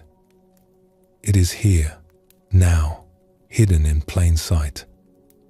Tonight, we will journey together through ancient wisdom and gentle stories that reveal this truth. Before we begin, feel free to share what time it is and where you're listening from. The theme we will explore together is simple, though it may take a lifetime to fully understand. It is this: nothing is missing. Not in this moment. Not in you. The wholeness you seek, the peace you long for, has never been absent. It has only been overlooked, like the sky that is always present behind the clouds. These are not complicated teachings or difficult practices. They are quiet doorways into a truth you already sense deep within yourself. Take a slow, deep breath, and let's begin our journey together. There is a kind of tiredness that sleep cannot touch. It is not the tiredness that comes from physical labor, from a long walk, or a day of working with your hands. That kind of tiredness is honest and clean. It finds its remedy in a good night's rest. No, there is another kind of tiredness, a deeper one. It lives in the background of our lives, humming so constantly that we often forget it is there. It is the tiredness that comes from a project we began so long ago that we cannot remember starting it. The project of becoming somebody. Perhaps you know this tiredness. Perhaps you feel it now, even as you listen. The quiet exhaustion of a self that is always under construction, always being evaluated, always, in some subtle way, not quite enough. The Buddha spoke of a kind of suffering that is different from the pain of a broken bone or the grief of losing someone we love. He called it dukkha, a word that points to a subtle and persistent sense that something is wrong, something is off, something needs to be fixed or achieved or overcome before we can finally rest, before we can finally be at peace. This is the exhaustion we carry. Not the exhaustion of doing, but the exhaustion of endlessly becoming. Let us trace this tiredness back to its origins. Let us look with gentleness at how we came to feel this way. Once, you were very small. You came into this world open and undefended, knowing nothing of self-improvement or personal development. You did not lie awake at night wondering if you were living up to your potential. You simply were. You cried when you were hungry. You laughed when something delighted you. You reached for the world with curiosity and without apology. There was a naturalness to you then, a completeness. When you watched the sunlight move across a wall, you did not think about what you should be doing instead. When you played with your whole being. There was no gap between who you were and who you thought you should be. And then, slowly, almost imperceptibly, you began to receive messages. These messages came from those around you. They came with love, most of the time, woven into the fabric of ordinary life. But the messages came nonetheless, like seeds dropped into soft soil. The messages said, "You are special. You matter to us. We have hopes for you. And also, you could do better. You should try harder. You are not quite there yet." Let us imagine a small child, perhaps 4 or 5 years old, sitting at a wooden table on a quiet afternoon. The light is soft, falling through a window. The child has been drawing for some time now, completely absorbed in what they are creating. It is a picture of a tree, or perhaps a house, or perhaps something that has no name at all, something that exists only in the vivid world of this child's imagination. They have chosen their colors carefully. Green for the leaves, or maybe purple, because why not purple? Brown for the trunk, with small lines to show the texture of bark. And there, in the corner, a yellow sun with rays stretching outward like welcoming arms. To this child, the drawing is complete. It is whole. It is an expression of something joyful that moved through them and onto the paper. They do not evaluate it. They simply made it, and now it exists, and that is enough. An adult approaches, someone the child loves and trusts. This person looks at the drawing, and perhaps they smile. Perhaps they say something kind. But then, almost as an afterthought, gently, with no ill intent, they offer a suggestion. "That is lovely, but next time, try to stay inside the lines." Or perhaps, "The sun is very nice, but suns are usually at the top of the picture, not the corner." Such a small moment, so easy to overlook. The adult has already moved on, thinking nothing of it. But something has shifted in the child. They look at their drawing with new eyes. Not the eyes of joy and completion, but new eyes. Evaluating eyes. For the first time, they see not what is there, but what is missing. Not what they have created, but how they have fallen short. A tiny crack has appeared. A small gap has opened between who they are and who they are supposed to be. This is how it begins. Not with cruelty, but with the gentlest of suggestions that we are works in progress. That we are drafts, not finished pieces. That somewhere out ahead of us is a better version of ourselves, and our job is to keep reaching for it. As the years pass, the messages multiply. They come from teachers who rank us against our peers, from friends who seem to possess something we lack, from images and stories that show us who we should want to become. The voice that once came from outside slowly moves inside until it becomes so familiar that we mistake it for our own thoughts. You know this voice. It is the one that reviews your day, noting where you fell short. It is the one that plans tomorrow's improvements, convinced that if you just try a little harder, do a little better, become a little more of what you should be, then finally, you will arrive at a place called enough. But here is the strange thing about this place called enough.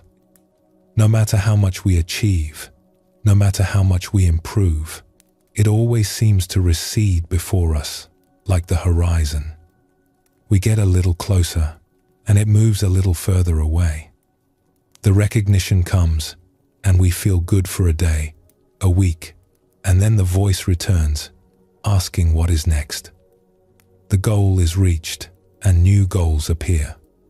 The self is improved, and new improvements suggest themselves. The wheel keeps turning, and we keep walking, and the horizon stays exactly where it always was, just out of reach. The Buddha observed this pattern over 2,000 years ago. He noticed that human beings are caught in a cycle of craving and dissatisfaction, always reaching for the next thing, always convinced that happiness lies just around the corner. He called this the wheel of becoming, the endless round of seeking. And he saw that the wheel keeps turning not because life is cruel, but because we have not yet understood the nature of our own minds. There is a teaching in the Buddhist tradition that goes like this: nothing whatsoever should be clung to. Nothing at all. At first,